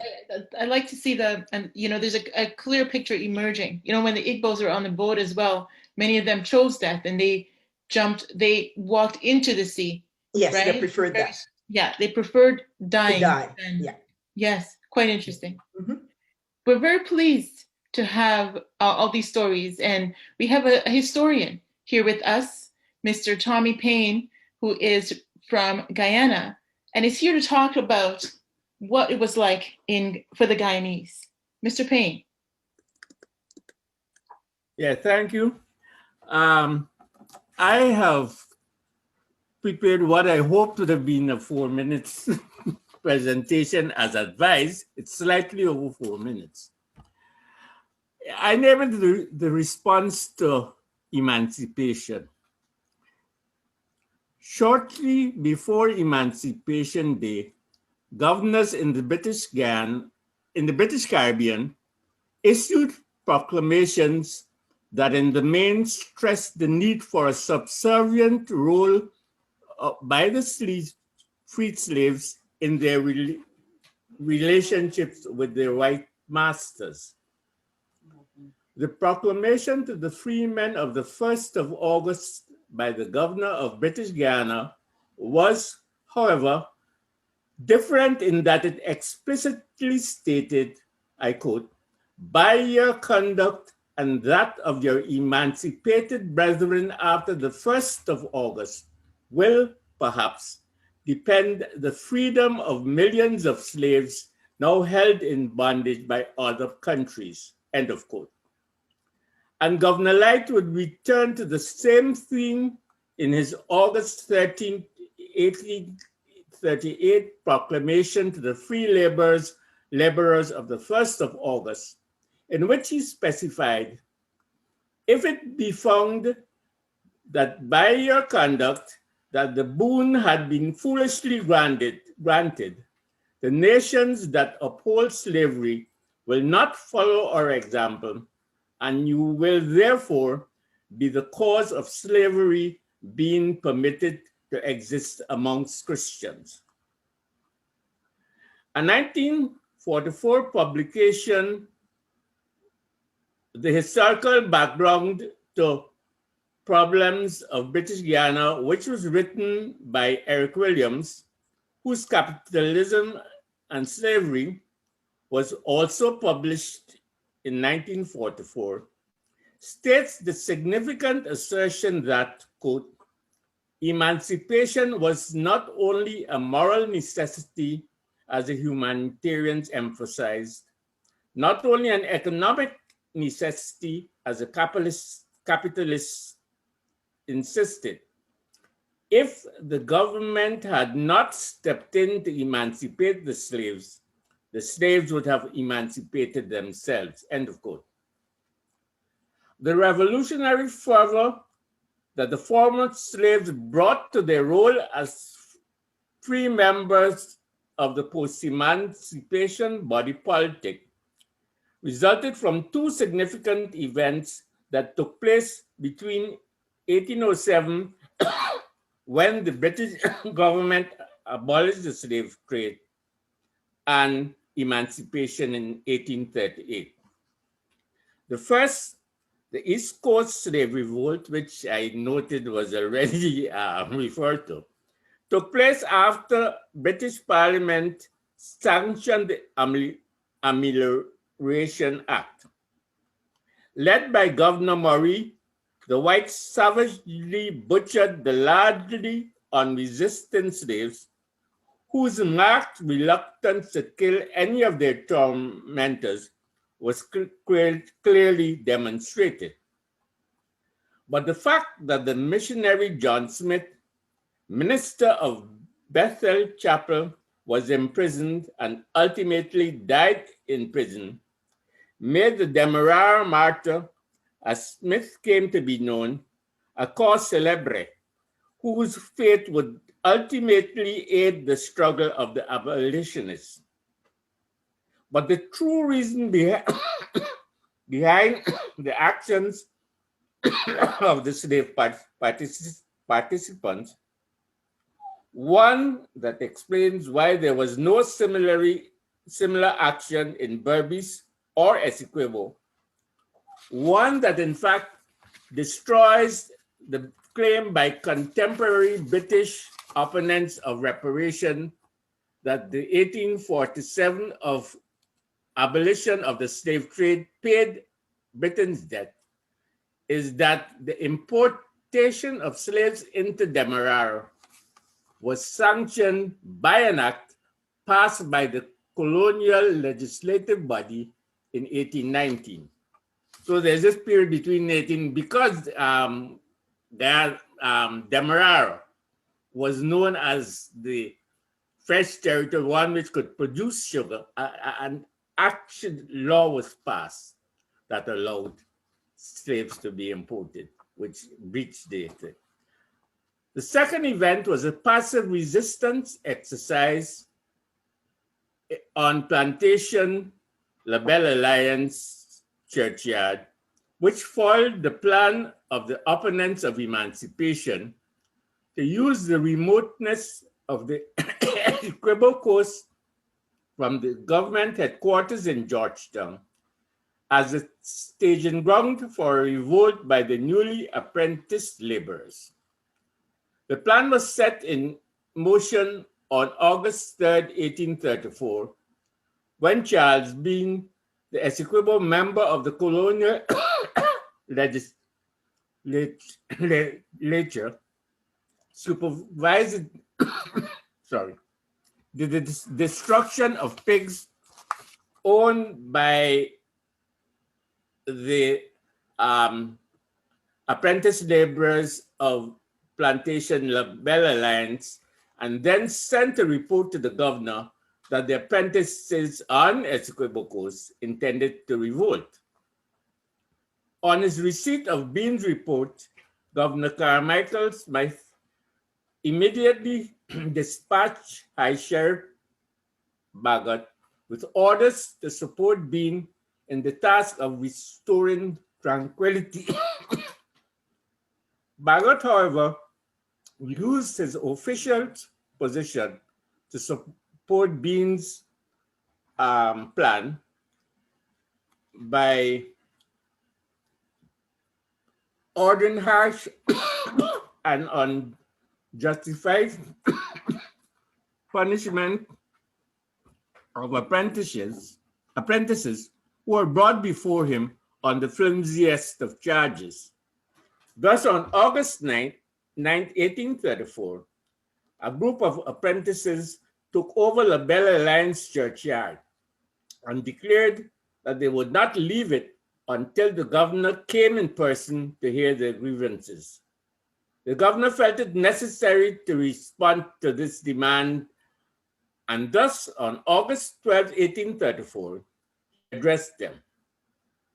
And though it was necessary for Governor Carmichael Smythe to uphold the law and place the ringleaders of the passive resistance exercise and those who had supported it on the estates, the success of their action was forcefully demonstrated when the local legislative body, in its decision on emancipation for all in 1838, stipulated that, as is reported in the Royal Gazette of British Guyana of June 28, 1838, quote, "It is considered advisable to abrogate the existing system at the earliest possible date, J, because it may be apprehended that a general strike will take place after the 1st of August,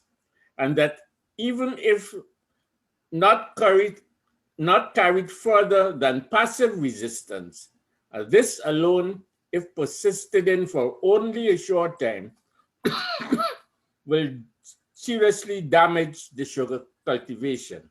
End of quote. The revolutionary groundings that informed the actions of those who won full freedom on emancipation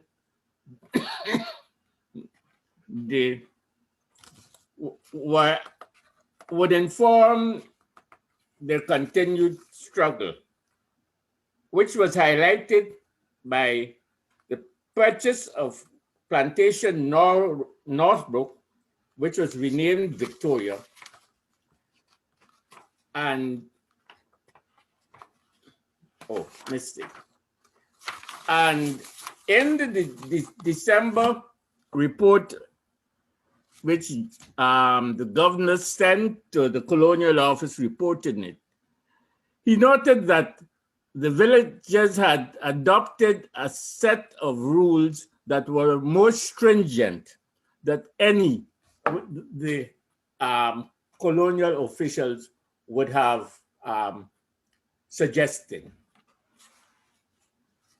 The second event, the response to the second effect was a response given to the 1844 plan by the planters who attempted to impose oppressive control on the emancipated people that would ensure that their actions did not disrupt their oppressive control of the indentured servants. In reporting on that response, Governor Light stipulated, quote, I doubt whether an European peasantry would have set such a fine example of, can I just take the thing? You know, I think I have the full quotation on my thing. Go right ahead. You know, I think it's important that I use this. Okay. Yeah. Mm-hmm. Oh God. I doubt whether, all right. I doubt whether it would have set such a fine example as set by the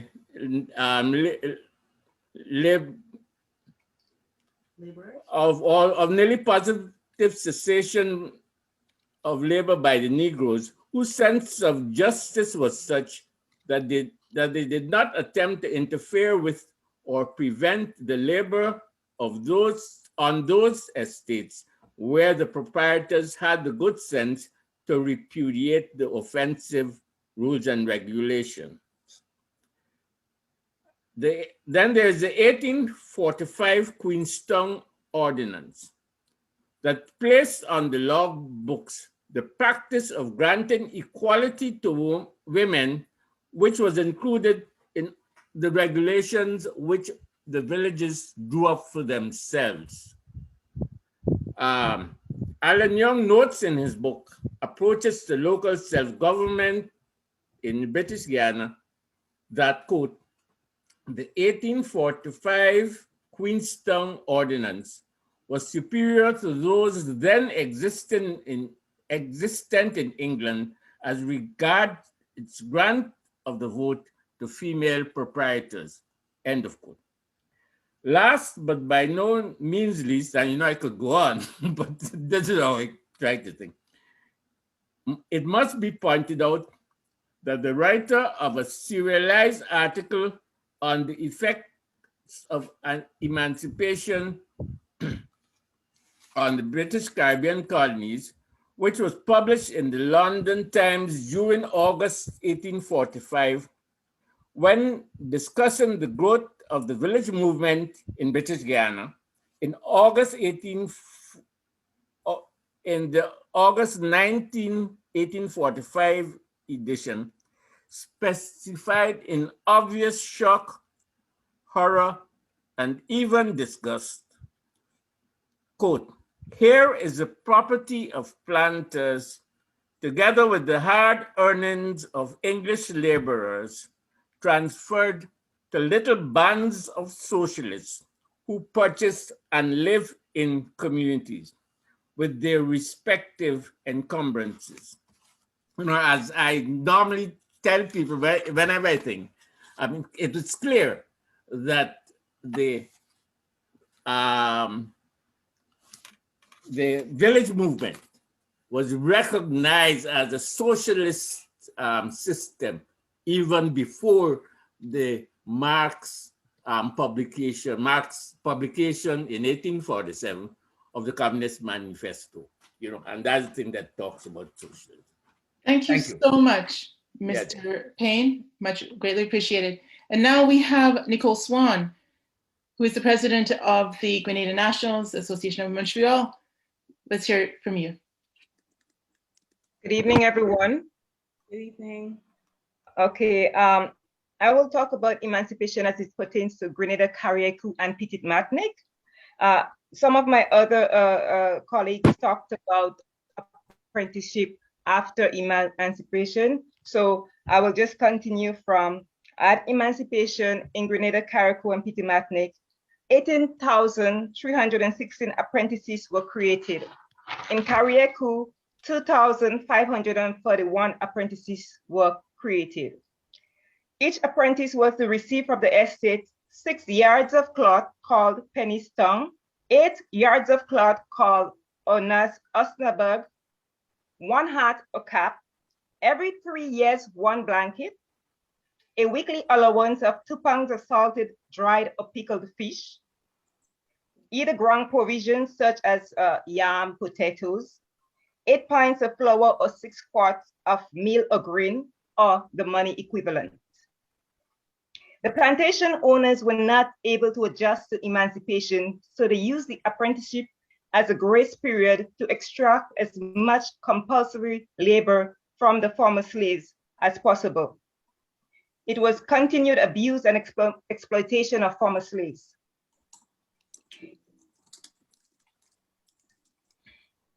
The apprenticeship system failed. It was brought to a premature end on August 1st, 1838.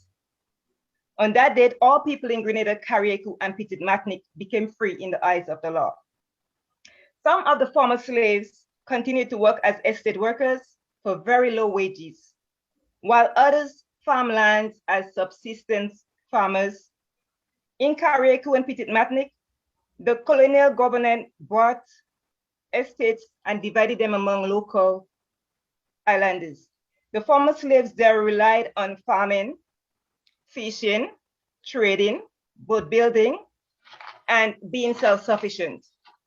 The people of Grenada, Carriacou, and Petite Martinique are very proud of their African roots. We have maintained our culture and traditions inherited from our ancestors, such as the jab jab, saraka, and big drum dancing.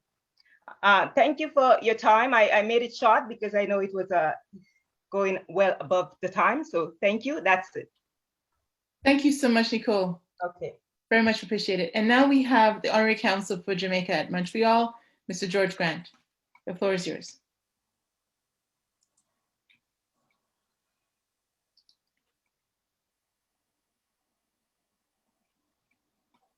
George, are you there?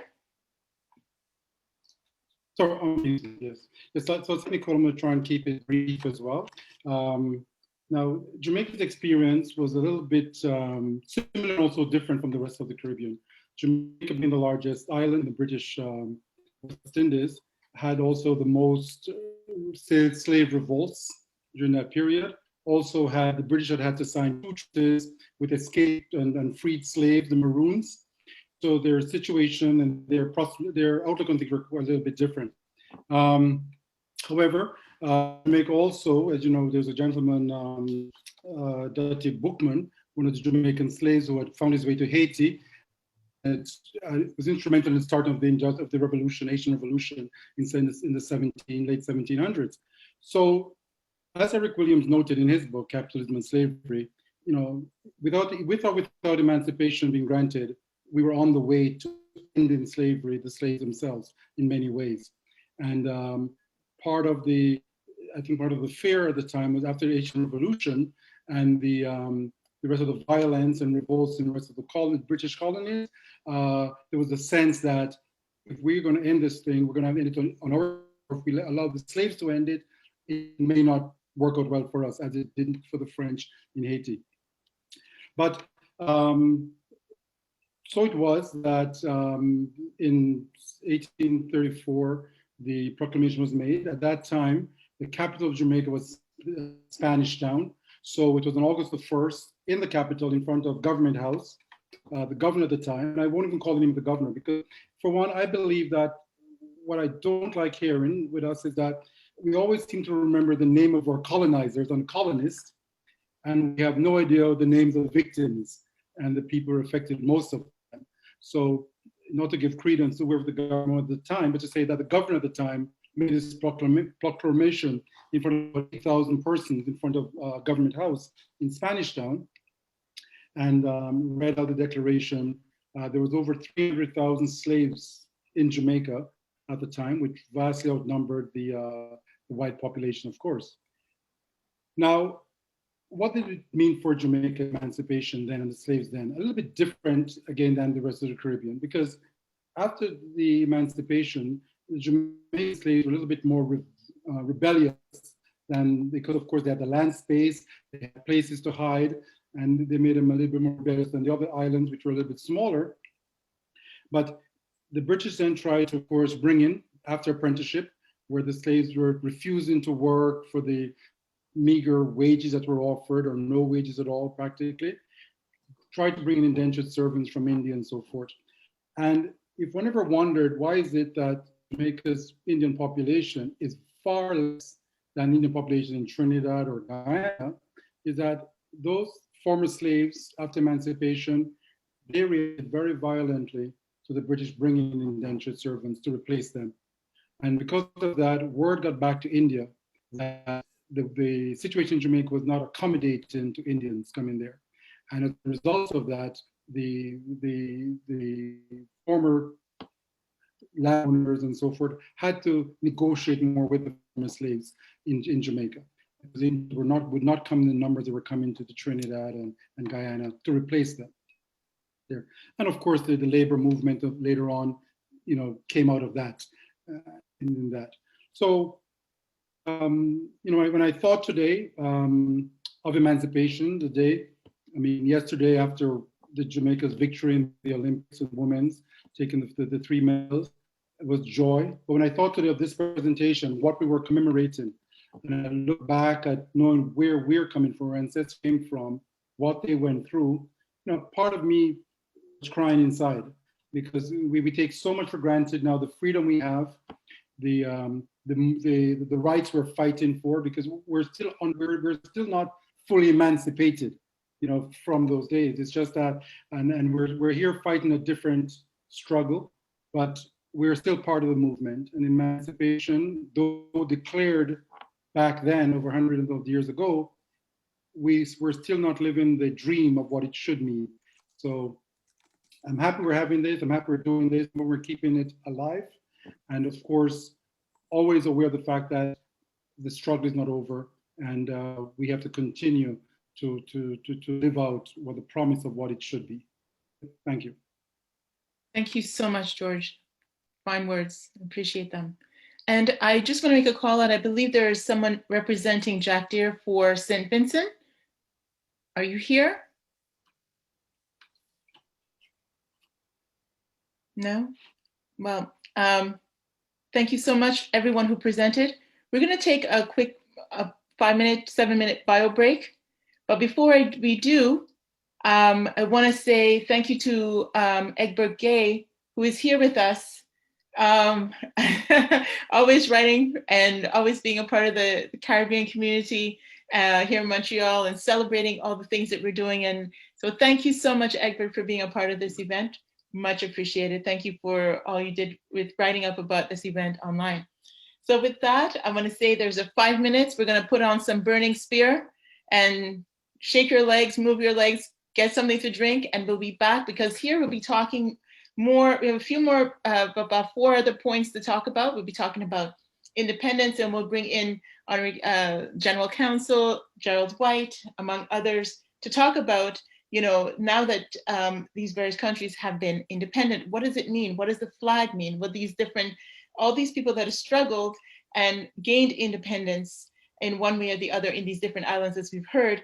Now, what is self-determination? What is, that identity looking like now?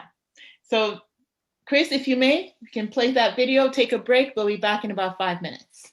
Thank you. Thank you. Oh, actually, we have Burning Spear, but we also have, let me just see here. Do you have the link for Burning Spear by any chance, Sharon? Do you have it up available? Yes, it is. And I will find it. I will put it up. I think it wasn't on that thing there, right? Sorry. Or we can play the other one by Mike Sparrow. We did. Okay. At the beginning. There's some new people. And I just want to say, while Sharon's getting queued up here with the music, thank you so much for the feedback that we've been getting in the chats and some of the comments that you've been making. So feel free to sometimes unmute yourself if you want to say something during a presentation or say something to one of the presenters. Feel free to unmute yourself and dialogue with the presenter. But thank you so much so far for all the great comments that you've been giving. Thank you. So here we go. Maybe it'd be best if they would also just raise their hand or something so they don't interrupt the presenters. Yes, you can raise your hand too. So let me just cue this up. Sharon, you're muted yourself. Yes, let me share that.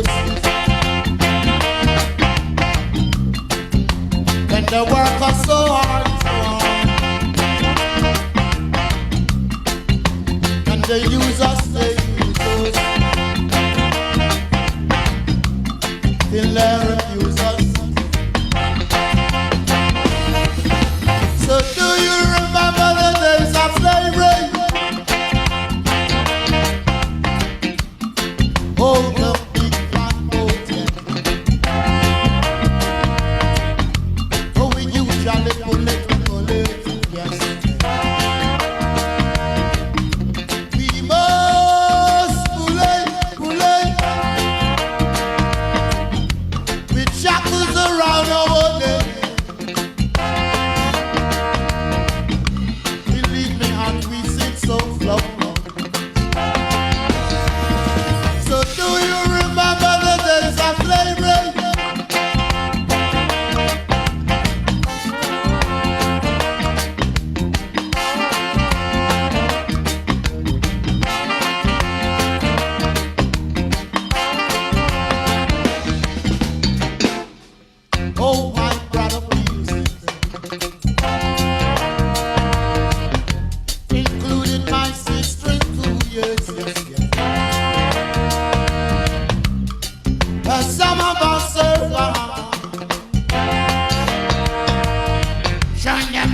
so we are still alive. And our slavery days, our slavery days. Oh, Jah, Rastafari, His Majesty.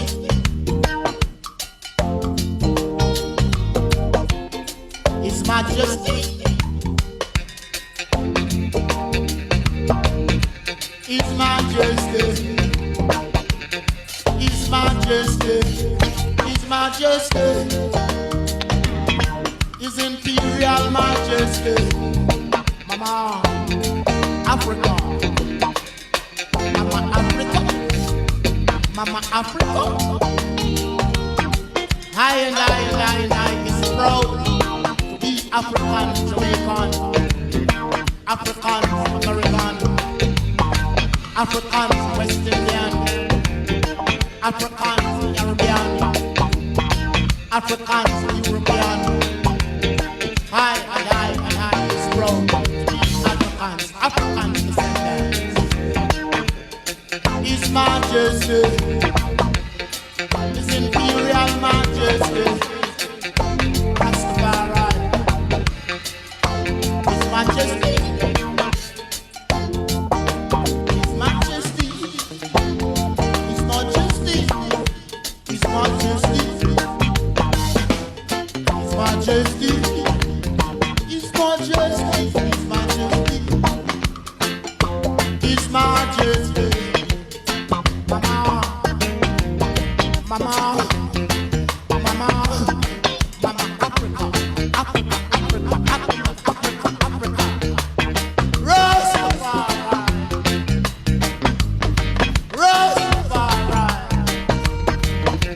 His Majesty, His Imperial Majesty, Mama.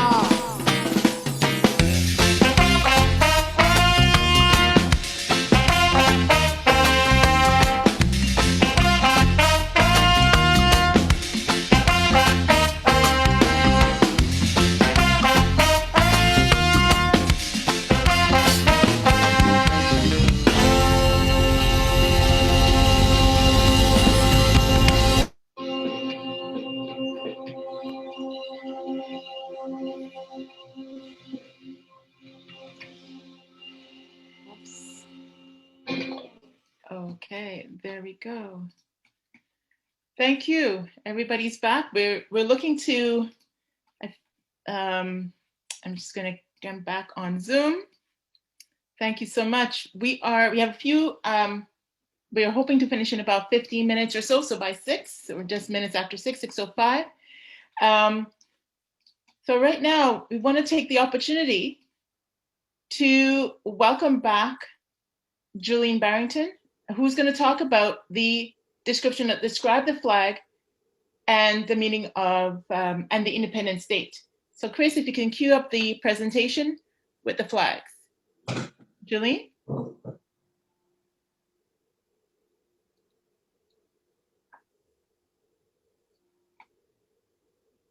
Is Julian there?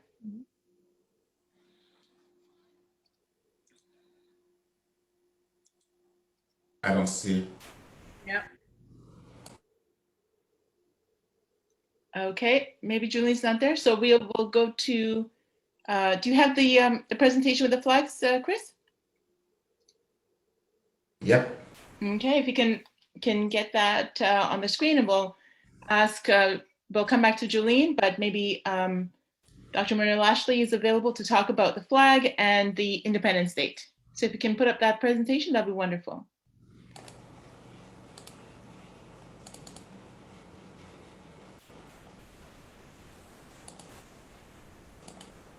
Oh, actually, you know, Chris, we do have the video for with Council Lane, Anne-Marie Lane. So if you can play that video, Miss Lane. Whose video? It's entitled 1, and it's Antigua. Okay, I see it. Thank you so much.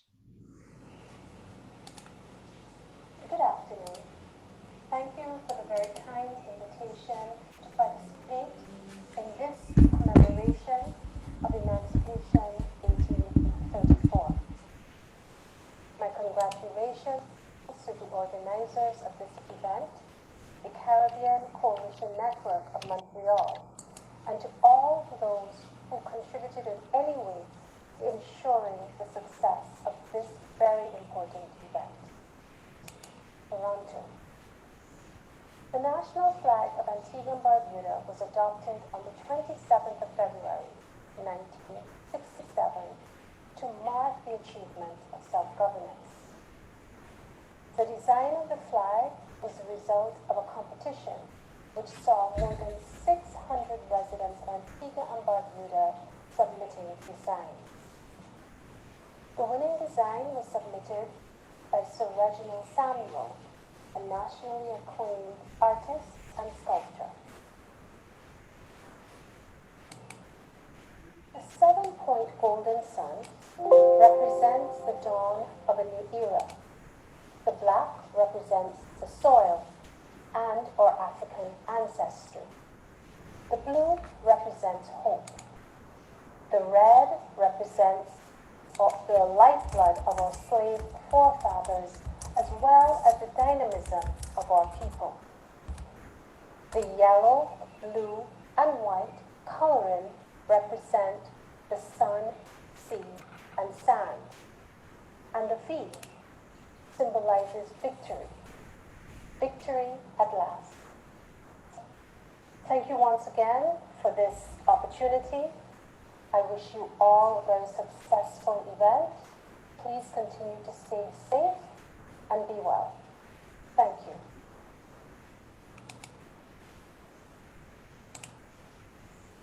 Thank you. Dr. Myrna Lashley.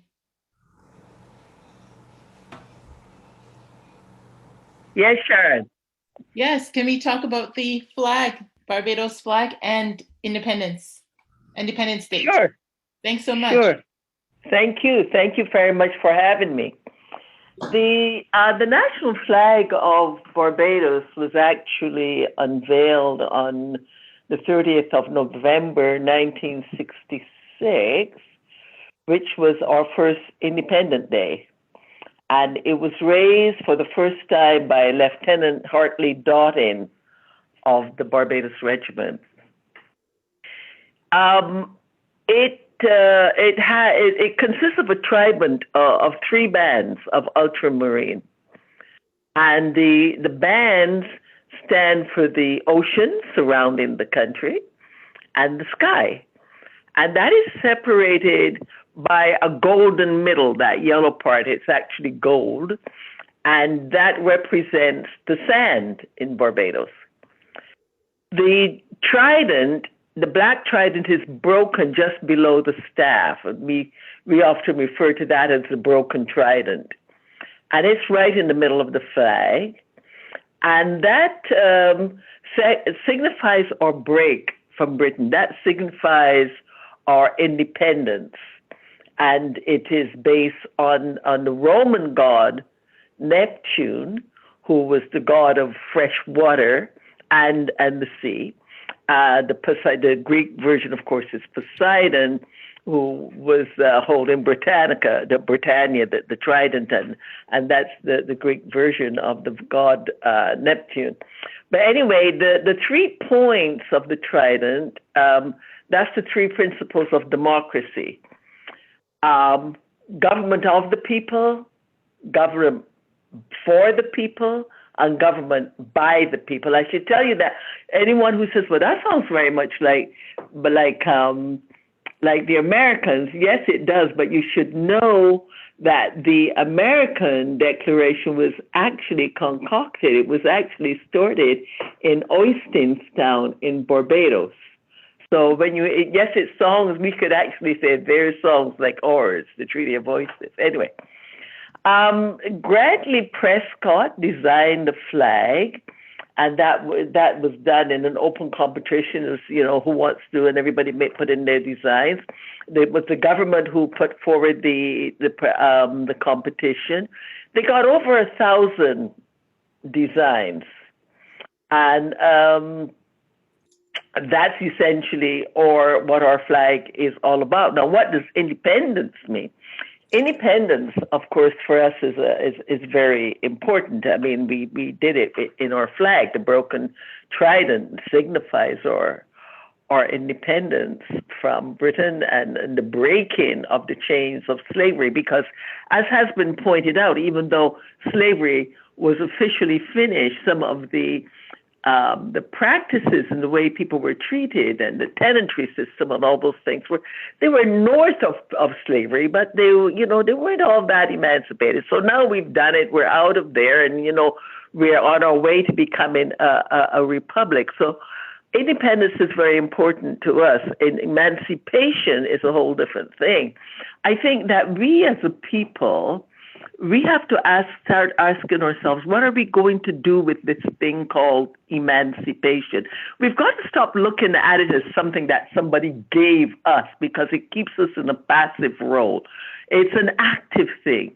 I am very happy, for example, about CARICOM. I'm sick and tired of hearing people talking about who went to which high school and who speaks with which accent and who's better than whom. I mean, we've got to get over that nonsense.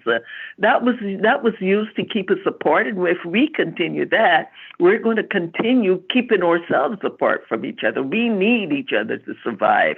We need to come together as a group. We need to talk about the Caribbean society and how we can help each other be the best that we can be, rather than allowing this old slavery mentality to push us apart and say, Trinidad is better than Jamaica, is better than Antigua. I mean, that's nonsense. Those days are over. So that's what independence means to me. That's what emancipation means to me. I go along with Bob Marley and say, let's emancipate ourselves from mental slavery. Let's come together as one. Thank you for the opportunity to speak. Thank you so much, Dr. Lashley. And now we have Mrs. Schwinn Thomas to talk about Dominica.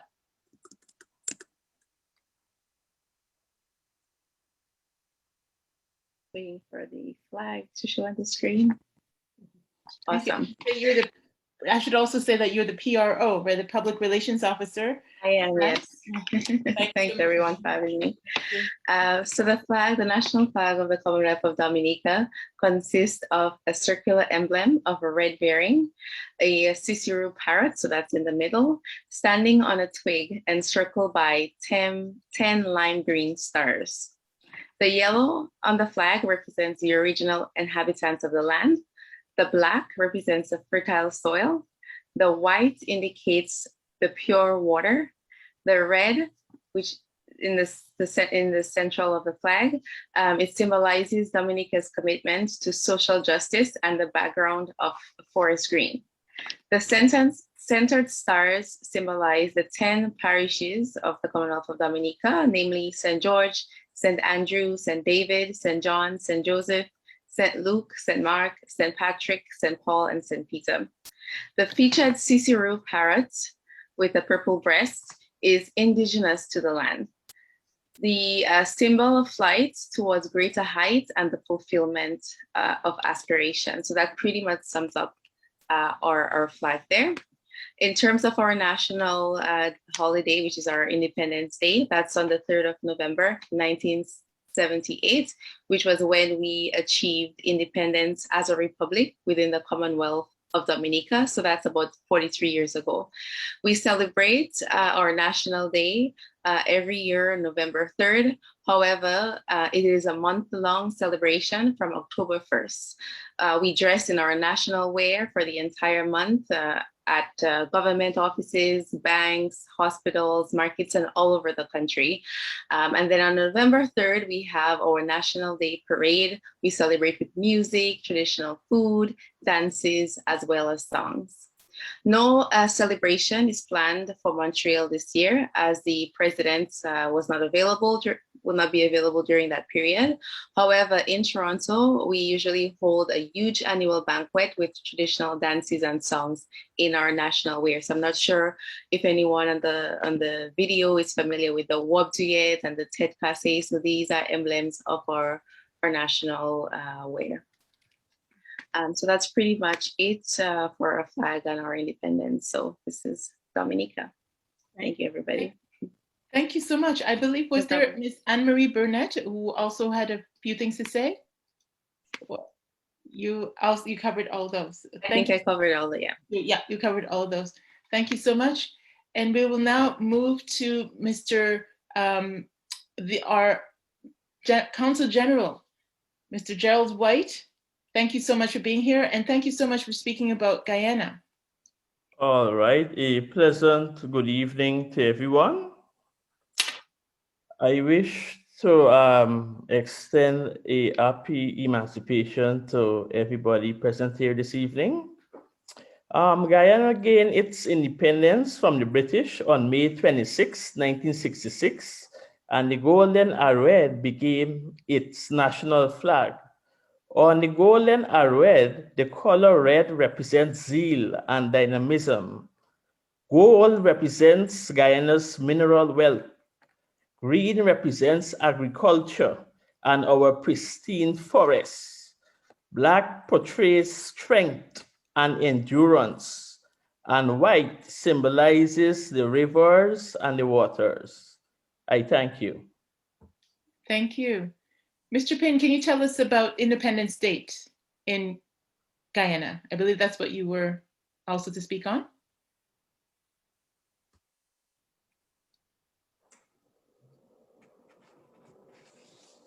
I don't think he heard you.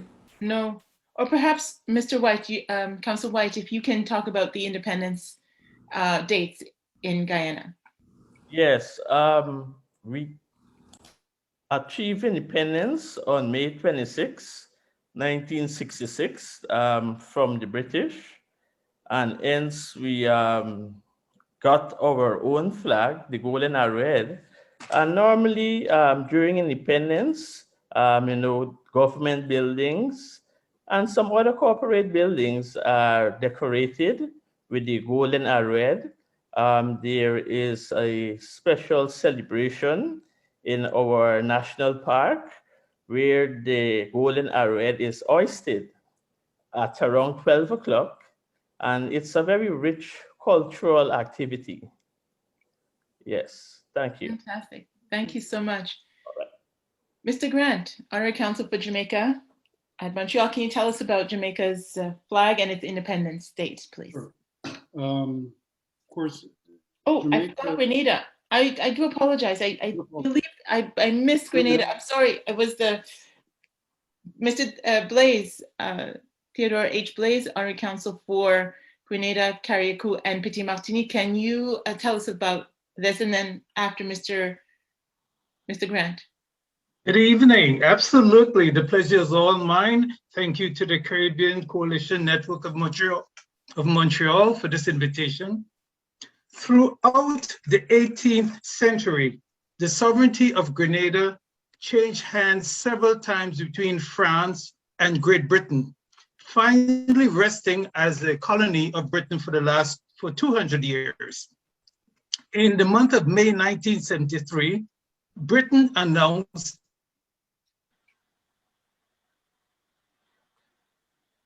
Kareem just froze. Oh, yes, he just froze. He just froze, yeah. Give him a second just to see, maybe he'll come back. The buffer was. Oh, there he is. Ah, there you go. Yeah. You have me? Yes. Excellent.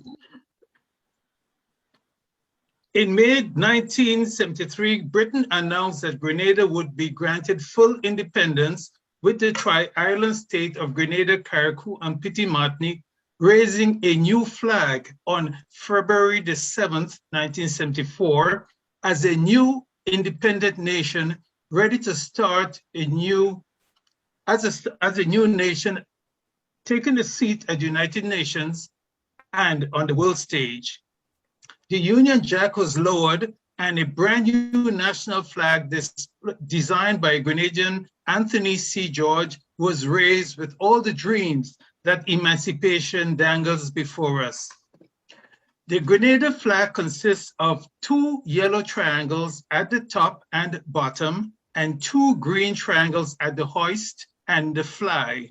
These are surrounded by a red border charged with 6 5 pointed yellow stars, 3 at the top and 3 at the bottom, along with an additional star on a red disc at the center and a nutmeg at the hoist triangle. National designer Anthony C. George utilized the colors of the Pan-Africanist movement and inserted a symbolic representation of a nutmeg, which is one of our primary exports on the design. Grenada proudly identifies with the continent of Africa and explains the colors as yellow, the sun, wisdom, and friendliness of our people. Green symbolizes vegetation and agriculture.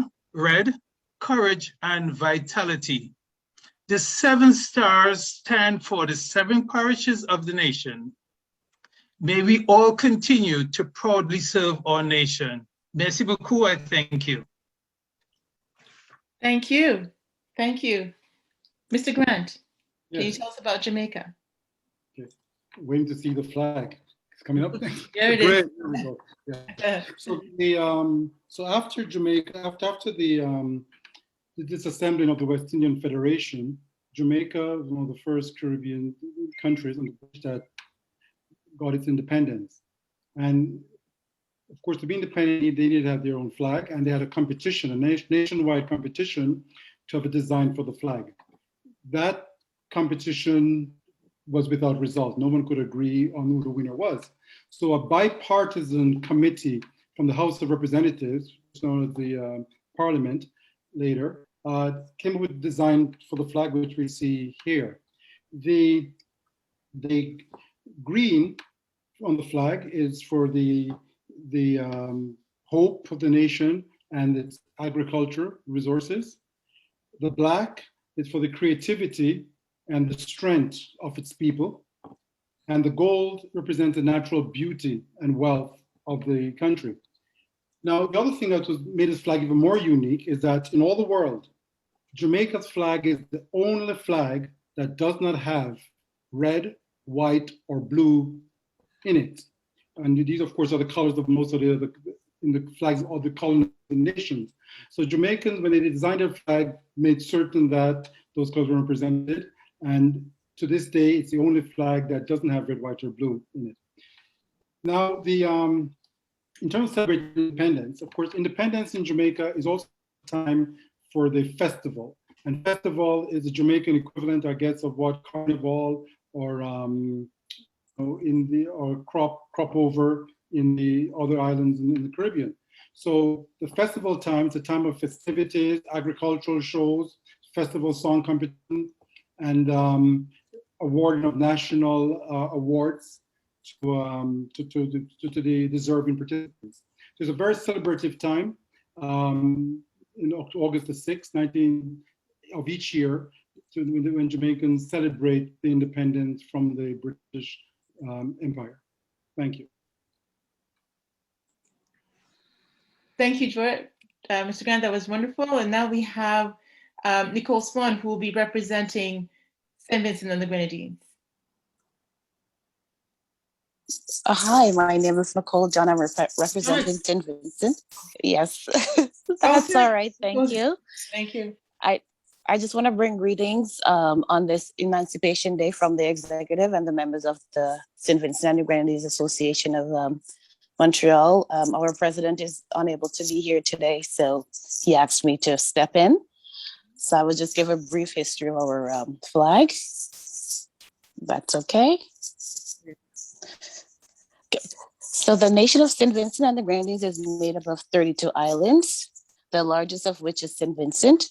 The country is part of a much larger chain of Caribbean islands called the Antilles. Famous for our beautiful beaches and scenery, St. Vincent and the Grenadines have been called the gem of the Antilles. When St. Vincent and the Grenadines gained their independence in 1979, the flag had the island's coat of arms and a beautiful breadfruit leaf. The design was hard to identify at a distance, so it was replaced by the current design that we now have, which is blue, which stands for the sky and the sea. Yellow is the sun, and green is the great vegetation of the land. Previously, the country's coat of arms was in the middle of the flag, but that has been replaced by 3 green diamonds that refers to the nickname for the country, Jewels of the Antilles. The flag was adopted on October 21st, 1985. Thank you so much. Thank you so much. You're welcome. It's really rich to hear about the different, the meanings of the different flags. And now, if you don't mind, what we'll do is we may, I'm just going to make a quick adjustment there, Cynthia, and I'd like to introduce Sherry, Mr. Sherry Paris-Bourne, who's the assistant curator for the Barbados Historical Society, and to talk about bush medicine, and we'll come back to the development of folklore dances with Jolene Barrington and Liebert Sancho just after your presentation. Thank you. Sherry, I'm gonna try to pull up your presentation for you. Just one second.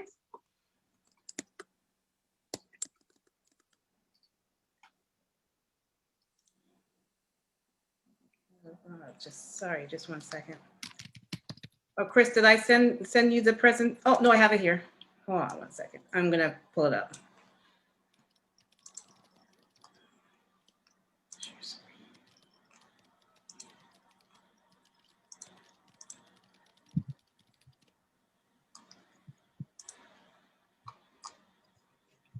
Just gonna shut this down.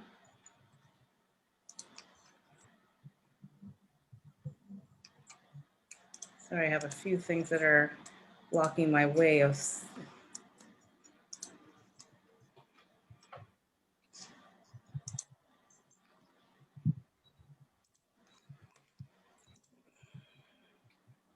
one second.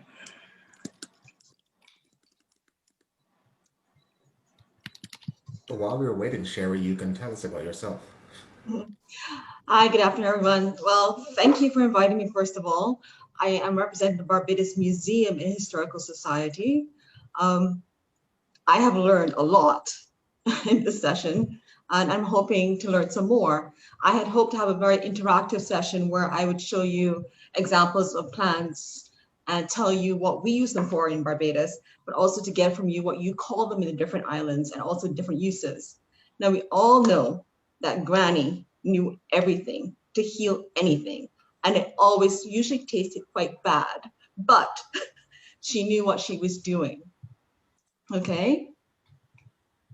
So on Sunday afternoons especially, we in Barbados would talk about going up home, and that meant going to see Granny.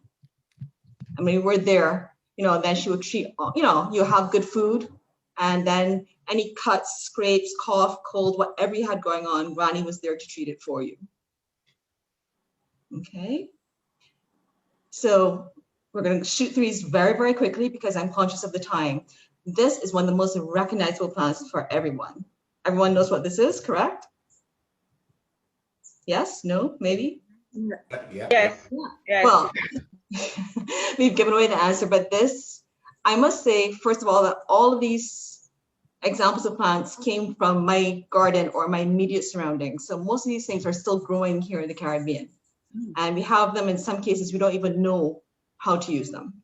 So everyone knows that the seeds of the ripe pawpaw is a mild laxative to help keep you regular, but we also use the leaves. We boil it as a tea for coughs and colds. And the flesh of the green mango is actually used for debridement of wounds that are having trouble healing, especially for diabetics. You know, you simply slice the green fruit, you put it on, you wrap it up, and it will actually help that wound to dry out. You know, Granny also used the tea of the paw tree for her pressure, and we all know about the pressure. Okay, can I have the next slide, please? Now, in Barbados, we call this ball bush or lion's tail. Does anyone have any alternate names for it? No. Yes, no, no? Okay. Well, as you see, it's a spiky little plant, and every September you'd have a deworming treatment. So you would drink the tea made from all parts of the plant for 9 days, and then on the 10th day, can I have the next slide, please? we would have the castor oil. Hmm. And I can see Sharon nodding, she remembers the castor oil. So you had 9 days of the bulbous tea and then the castor oil. This was to get rid of all the junk that we've eaten all summer long, get rid of the worms so that you could focus and do well in your schoolwork, because that was all important to Granny. Okay, next slide, please. Okay, French cotton. We find this plant growing a lot in the coastal areas.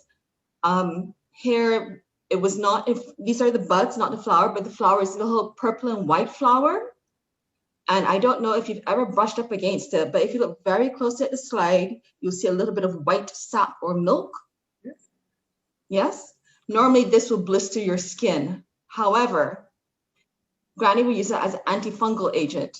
You would drop this sap very carefully on any ringworm, athlete's foot, any kind of fungal infection of the skin, and it would clear it. Okay, next slide, please. This is Wonder World. This is a truly amazing plant. It's also called the mother of millions, because from this one plant, you can get millions of plants. It's called a viviparous plant, and basically every little notch on that leaf can become a new plant. Now, this is almost a panacea. You can use it for coughs and colds. You would crush up the leaves and then strain it, add a little bit of salt, and you'd have this by the teaspoon. Not a lot was required. Used it for fevers, used it for mouth ulcers. It was even supposed to help you determine your true love. If you scratched your true love's name on a leaf and you pinned it to like the paling or the fence, and if it grew, then that person was actually your true love. Okay, next slide, please. Now we all know aloe vera. It's becoming very popular for hair and skin use, as we know. But Granny used it primarily as a purging agent. That bitter yellow juice from the aloe vera plant was used to help stimulate your appetite. And again, sometimes that was given in conjunction with the bulbush, so you had everything going on at one time. Next slide, please. Parsley. Now, this is not only decorative, because we see it on salads everywhere, and most people just take it and throw it away, but it was used as a blood cleanser. We talked a little bit about blood memory. I learned a lot from that presentation from Hetty. It was quite eye-opening, sobering, eye-opening. But Granny would use parsley to cleanse the blood of fevers, etc., and also as a diabetes preventative. Now is being used far and wide as an acid reflux treatment. We found it's very calming to the stomach and helps, excuse me, and helps with this particular ailment in many, many people. And because it's so mild, it's given a lot to children. Next one. Lemongrass. As it says, we use it for fevers and a general cooling agent. What's interesting about a lot of these teas is that traditionally, they were not just made with tap or fresh water. Granny would mix parts salt or seawater with the tap water to make these teas. And that is a fact that most people don't know. And this is part of our memories that we are losing because we're not talking enough with these elderly people, and this knowledge is going with them. So these little nuances that we don't know, to tailor these medicines to the individual person as well. Granny knew how that plant grew, the soil it was growing in, how much rain it got. So she knew how to calibrate doses to the specific individual and problems, interpreting their weight, their age, other conditions they had. So she had a very individualized approach to her bush medicine, and it worked amazingly well. And it's interesting now that Western medicine is coming back full circle to that individualized approach that we've been using, time immemorial. Next slide.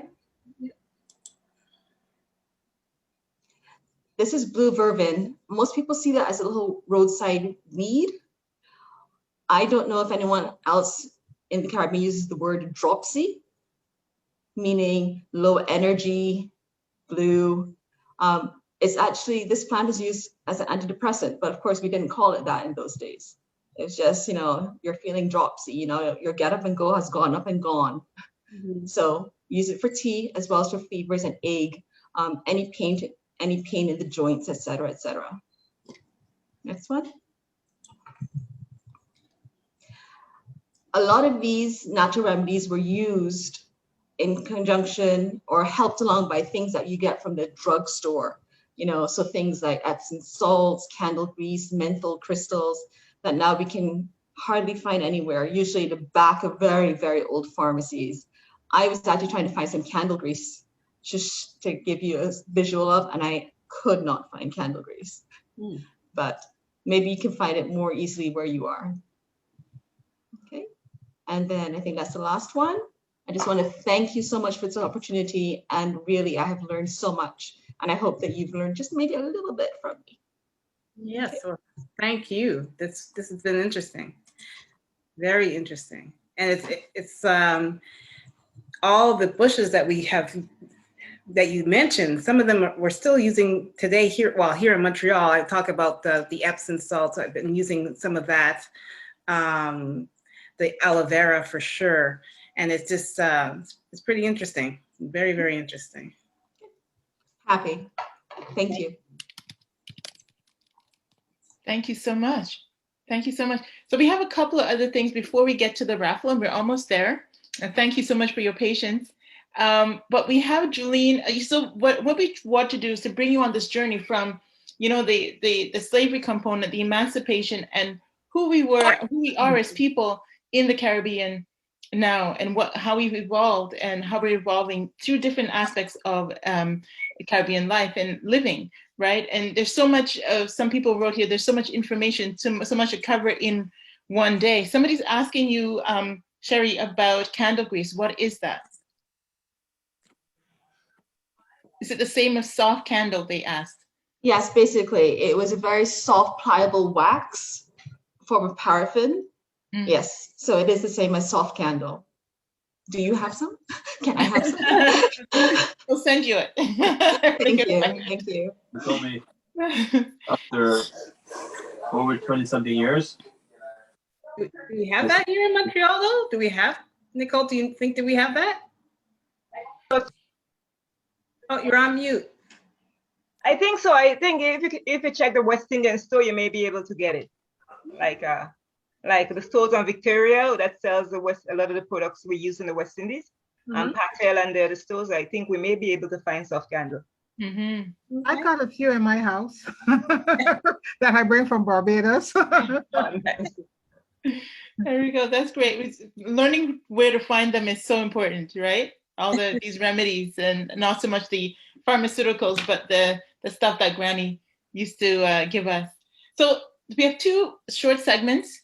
We're talking about culture and development of culture. So we have Julene Barrington, who's the president of Antigua and Barbuda Association of Montreal, and we have Liber Sancho, who's president of the Guyana Cultural Association of Montreal, who will talk a little bit about those two aspects. Thank you so much, Julene.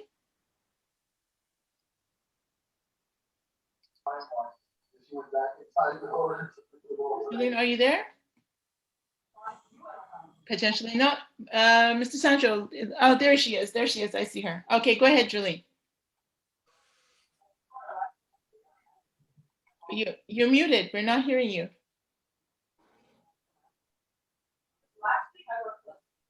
It's very low, Julene. I can hear you, but it's very low.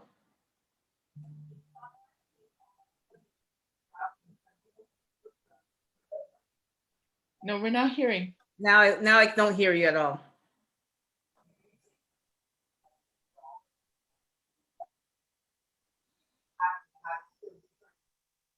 No. No, we're not hearing anything.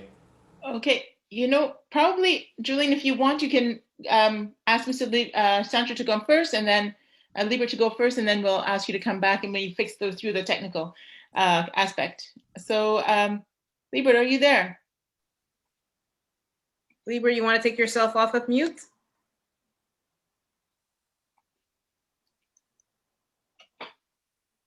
Perfect. Liber, you're still muted. You're still muted. We're going to ask you to unmute. Look up. There you go.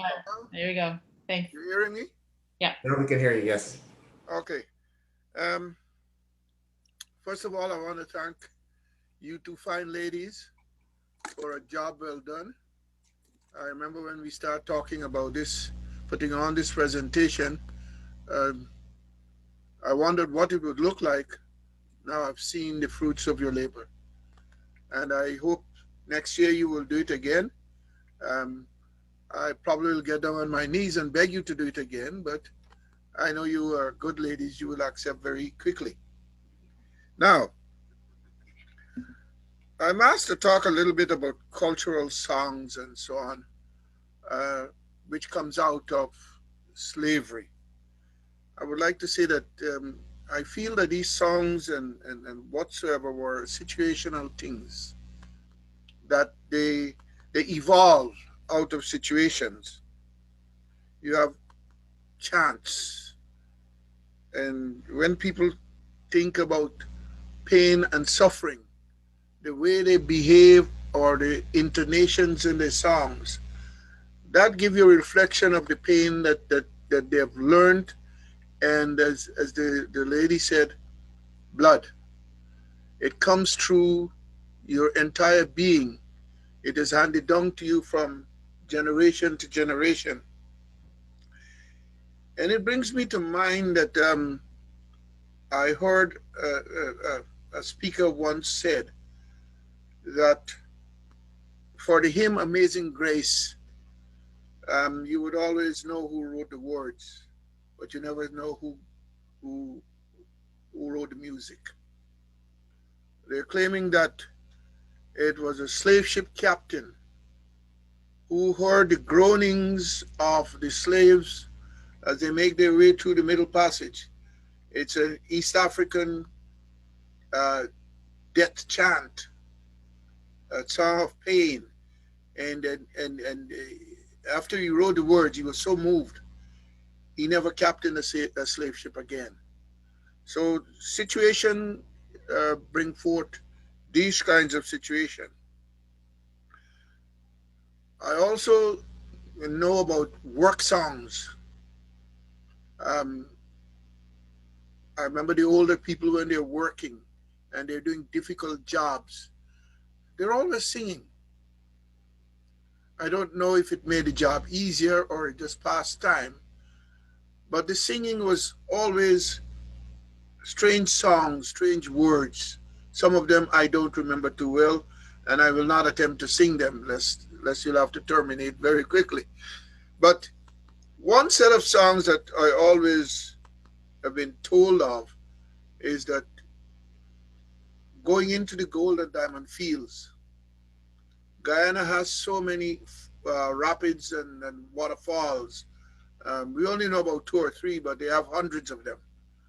And these guys going up the rivers and the falls are coming up there now, and they're fearful.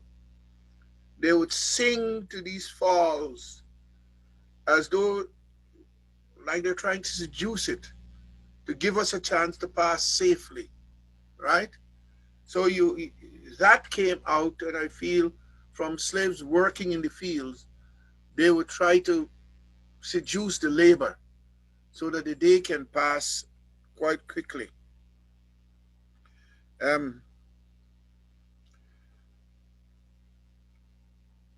They also learned to sing songs of hope. And I always remember, why did they sing Swing Low, Sweet Chariot?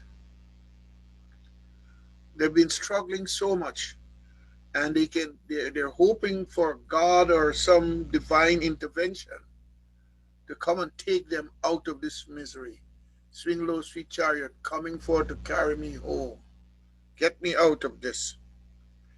And these are the kinds of things that our culture has brought and delivered to us, that we have with us, and we should always cherish it.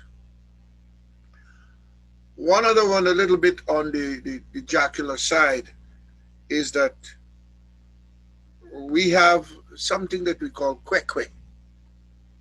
And kwekwe is premarital, what should I call it? The evening of the wedding. The groom is supposed to visit the bride's home, and they would hide the bride, and him and his party will sing songs, but the main aim is to find her. And it came with specific movements, dance movement. The steps had to be precise. And this continues till now. And this was handed down from the African. You go to Guyana, or if I go to Guyana, I want to see a kwekwe if I get a chance, right?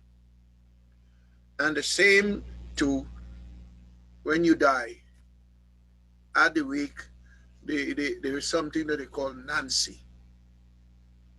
where it is always teasing, singing about the dear departed, in order to make light what is happening.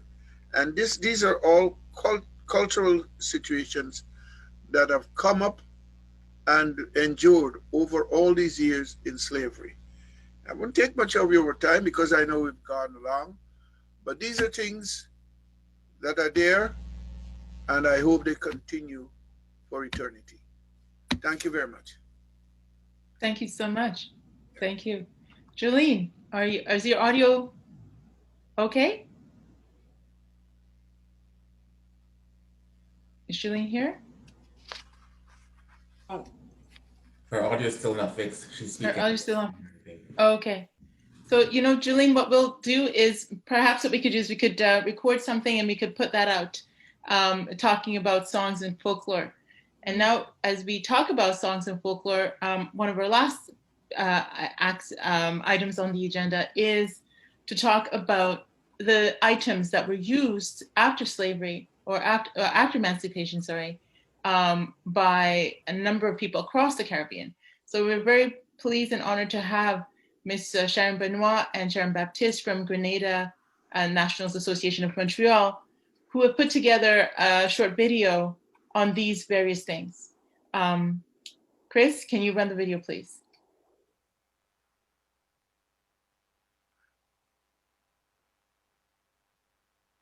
What's the video called? It is Jab Jab.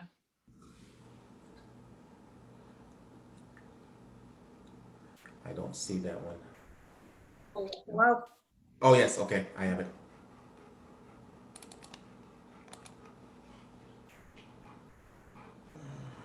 One. Greetings. My name is Sharon Benoit.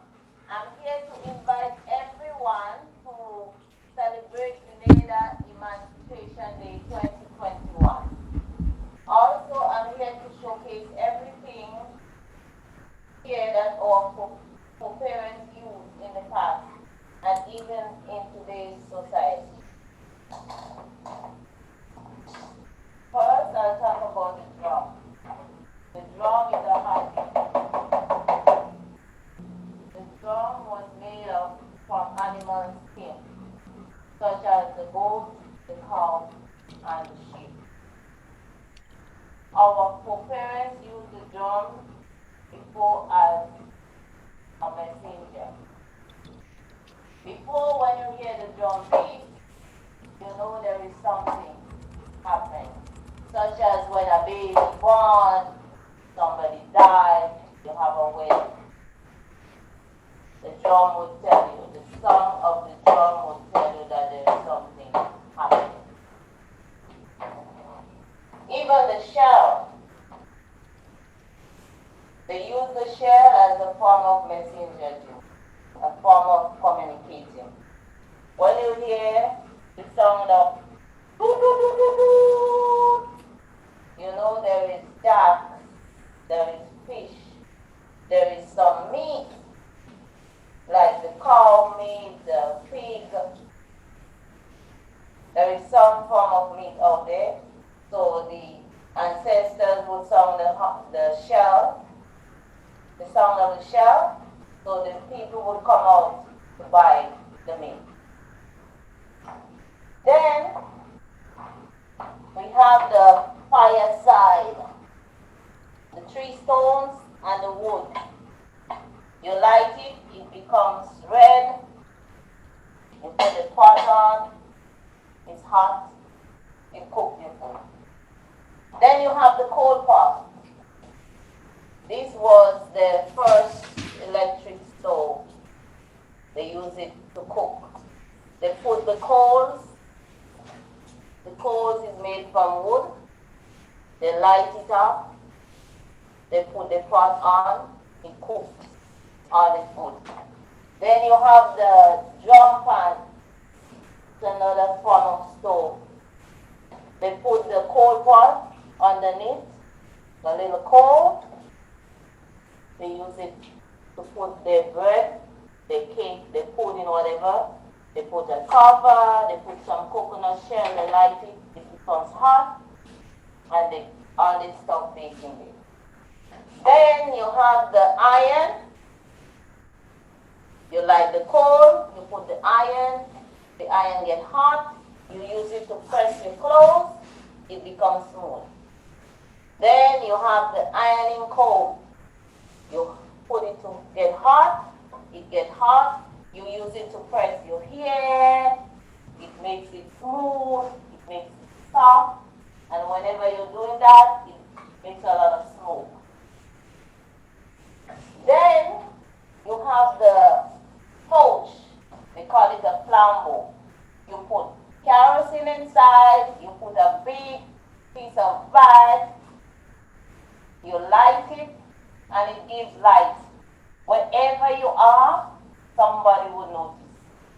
That was also a form of electricity. Then you have also the lantern. The lantern is the same thing. You put oil, you light it, you carry it wherever you're going at night. Even in the rain, because the rain won't out, it won't get wet. Then you have the boli. The boli is a fruit from a tree. You cut it, you take the part out, you throw it out. They keep it to store water. It was like the first fridge. The water used to be very, very cold. And then from the boli you get all those calabash here. You use it to drink, to eat, to bathe, whatever you want to do with it. You even make bags like these from that boli. Then you have the bush,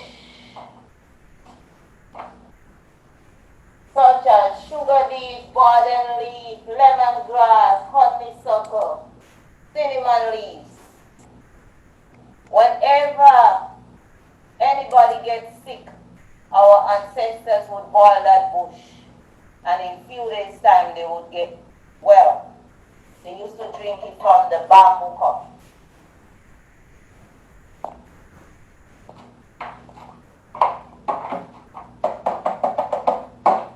There is an island which lies in the Caribbean Sea, so tiny inside, but it's beautiful to see. People of every tribe, no distinction, enjoy the warmth and the charm of this island. Grenada is the name of this island, rich in seafood, nutmeg and spice. There is no other to mention in any section. She's the prettiest gem in the Caribbean. She's the prettiest gem in the Caribbean. She's the prettiest gem in the Caribbean. Thank you.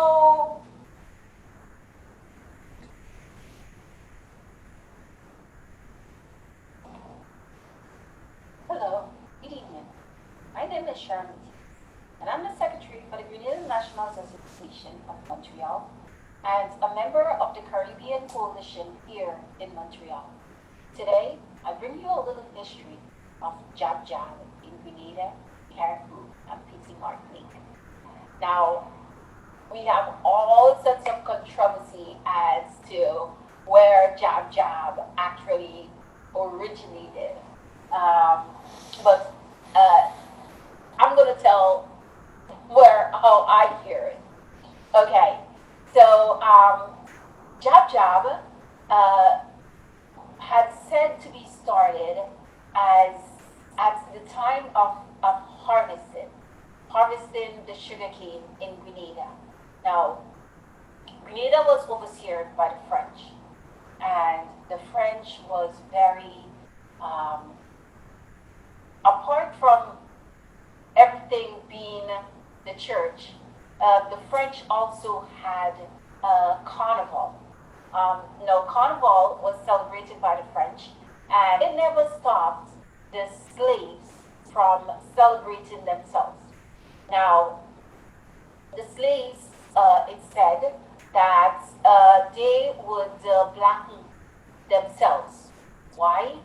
Because the French had taught them that the devil was black, and he was black and shiny and gruesome, right?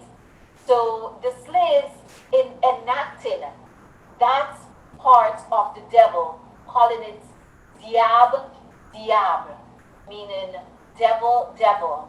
So they would shine themselves, blacken their skin, blacken themselves, and put on pose with the cow horns and on a pot, upside down, depicting what the French had taught them about the devil.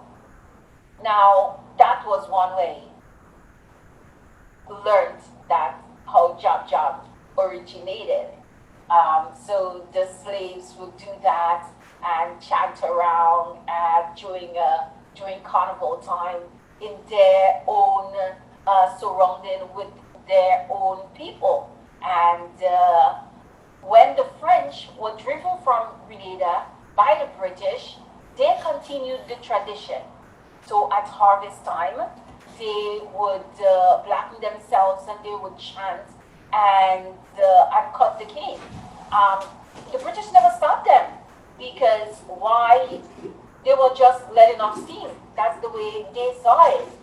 They were just letting off steam. They weren't hurting anybody, but they added one new step. Because the sugarcane was infested with snakes, the slaves took the snakes and hang it around their neck together with the cow horns, depicting the devil and acting the devil and what they were taught by the Catholic. Second, they say about Jab Jab is that of a slave that had fallen in boiling molasses, and they depicted that was his ghost. So they would shackle themselves in chains and grease themselves and blacken themselves and chant They burned the cane before I was. Of that falling asleep into molasses, calling themselves Jab molasses. This is my story as I learned it from others who tell us. Thank you. My presentation of the National Mission of Montreal. Thank you to both. Thank you to both Sharon Baptiste and Sharon Benoit for creating that video. And Julene is still having some issues with her audio, but she just wanted to share with you that the dominant music in Antigua is named Bena. And it is, Bena has no serious lyrics or melody to learn. Each was assimilated instantaneously. She then writes, the lyrical structure of Antigua Bena closely mirrors that of the double tone structure of Trinidad Calypso. So one of these days we'll be able to share some Bena with member, or you can go out and check it out on Google or on YouTube.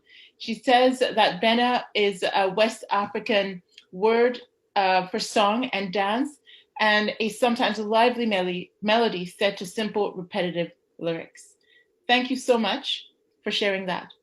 And Cynthia, I think this is what brings us to the end, or almost the end of the session. There's a few gifts to give away. The members of the coalition have been so eager to give away some gifts. So we want to, get that out to the folks that are here. There's 61 of you here with us on the line. And I thank you again for your patience. It's been a session of a lot of information, a lot of back and forth, and a lot of great conversation. So Cynthia, over to you, and we'll close this off with the raffle. Okay, well, I have a few more questions, and like we did before, please put your answer. The first person that puts their answer, the right answer in the chat, will win the prize. So I'm going to be going back to the beginning. And I want to know who said, if we strive collectively, we will achieve collectively.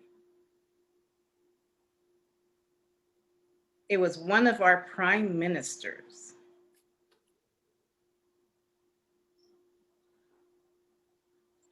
She's really hard on you guys, isn't she?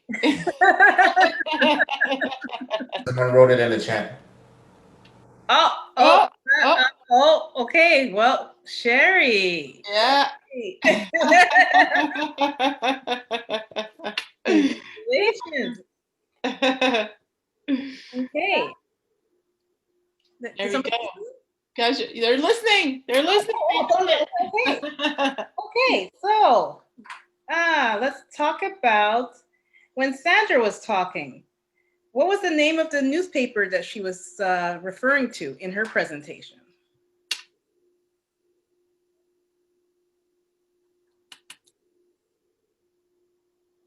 Should we give them a hint? It's from Barbados. Yeah. Yeah. And it's similar to a paper we have here. I'm giving someone else a chance. I'm being a good girl. Oh, there it is. Barbados Mercury. Yeah. Barbados Mercury and Bridgetown Gazette. That's what she was referring to. Okay. So who is the honorary consul for Jamaica? Is it one? Oh. Can I say George Grant? Grant. So this is it now. So I don't know that we can include the members of the coalition on this raffle. So I think we're gonna have to go to the second person. Okay, I got it. Okay. Because I was first on the line. Okay. Yeah, okay. exactly. It seems like Sabine Montpierre got that one. George Grant. Okay. So, what is the symbol displayed in the Barbadian flag? Mm-hmm. The trident. Who said that? Who said trident? Who said that? Sicily. Oh, there she is. Okay. Where? I'm here. I can't see you. I'm here. Yeah. You're there. Yeah. All right. Sharon, you writing this down? Pardon? Yes, I'm writing it all down. It's here. Yes, I'm taking notes. Okay. So, how many years have all the colonies been emancipated by the British Empire? How many years? 100 and... Make that there?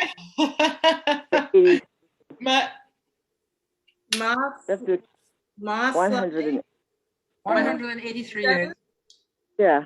183. Perfect. No, 187. 87. Moss Lie has that one.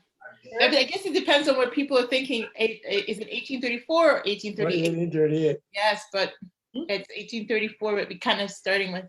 Yes. So we have 2 more prizes, Cynthia. Okay, so, what was Antigua referred to during emancipation? I think it was the Golden Antilles. I think she mentioned something beforehand. The jewel of the Antilles, of the Antilles. No. No, that's St. Vincent. That's St. Vincent, yeah. Oh, The land of many seas. The land of Elaine many has her seas. hand up. Elaine, do you want to take yourself off of mute? The land of the beaches. Gem of the Caribbean. There you go. Well, like during emancipation, she talked about it being referred to as something as a yard. Scotland, yeah. Oh, Nelson Dockyard. Dockyard. That's right. Oh, there you go. And who said that? Who said was that? Elaine. Elaine. Yeah. Okay. All right. And how many countries are part of the Caribbean Coalition of Montreal? 9. 7. 7. 7. Nelson Dockyard is not correct. It wasn't the island that was referred to Nelson. It was the port. Yeah. Port. Yeah. She was just the referring. port. Yeah. Yeah. Which I visited when I was in Antigua. Sorry, say that again?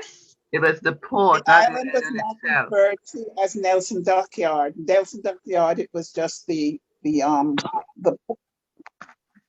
just the the port. dock that is overlooking the ocean.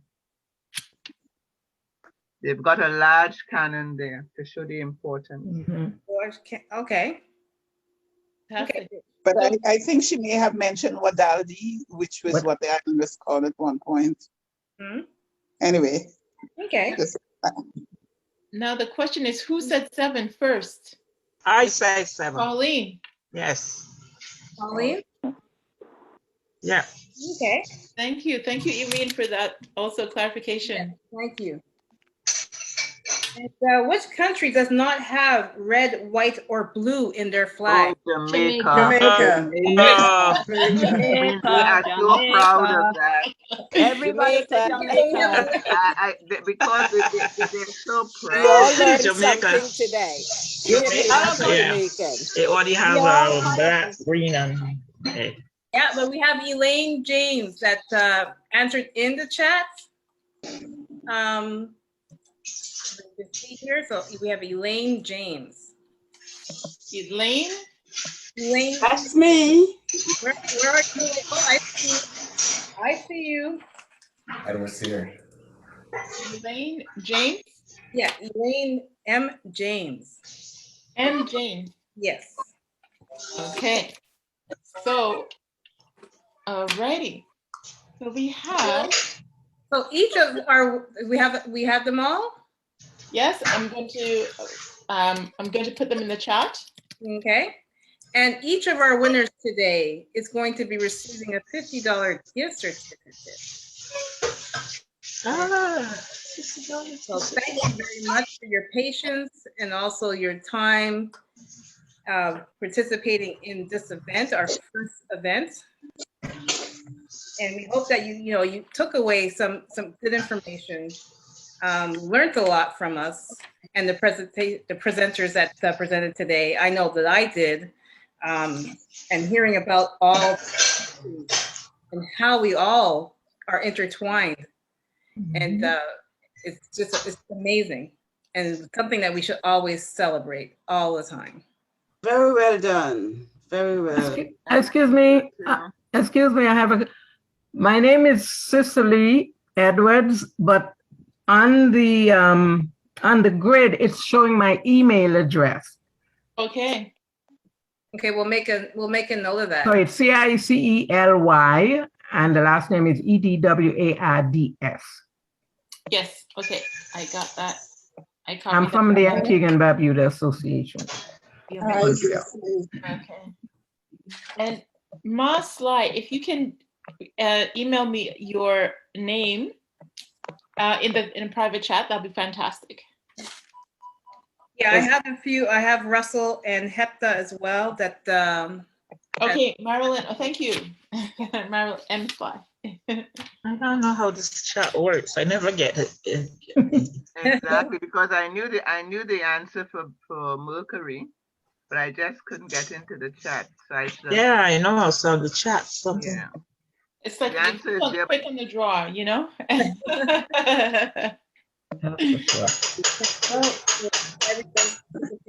Sassy. Hi, Irene, where are you?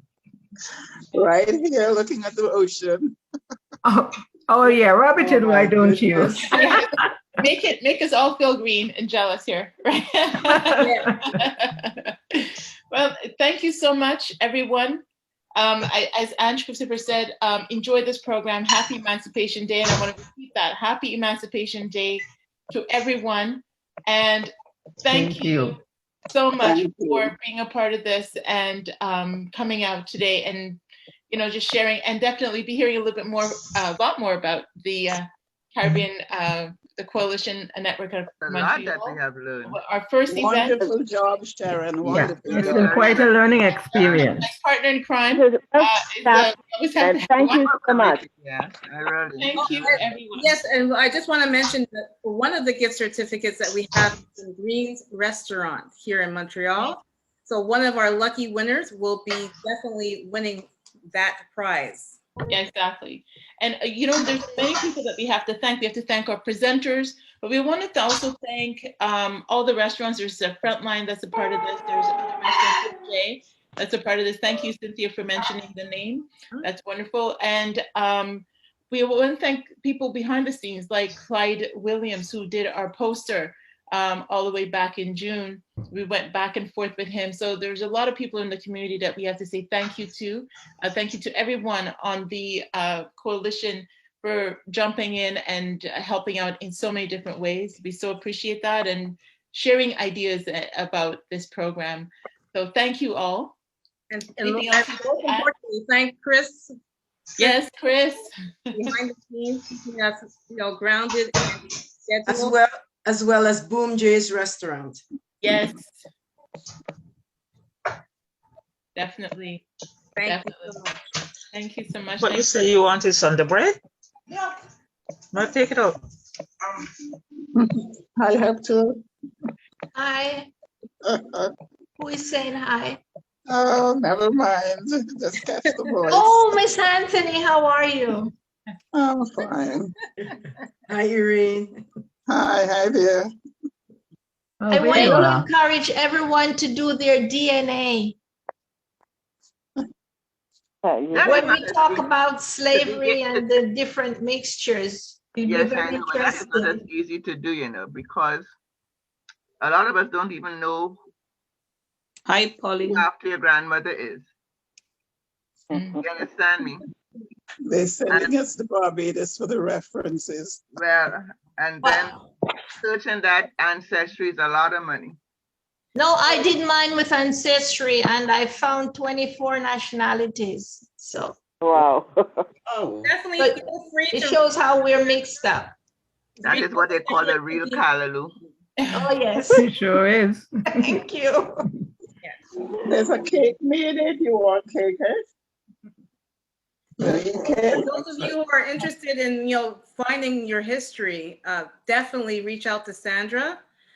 She is there. She is a wealth of information, not just only for Barbados, but for all the islands she covers. So she is a definite jewel for us that will be able to help you. Oh, yes. Thank you. And one thing we should say is that the recording, this one part of the session was not recorded, but the recording will be made available shortly, in about a week or so. So be able to get that out and share it. You can look again at the session and go over some of that history that you've learned, we've all learned today. Oh, that would be great. How would we get that recording? Yeah, Sharon, I want to thank you, for this event. It's really great, I've learned a lot, from you guys. and it's inspiring, you know, like like coming from my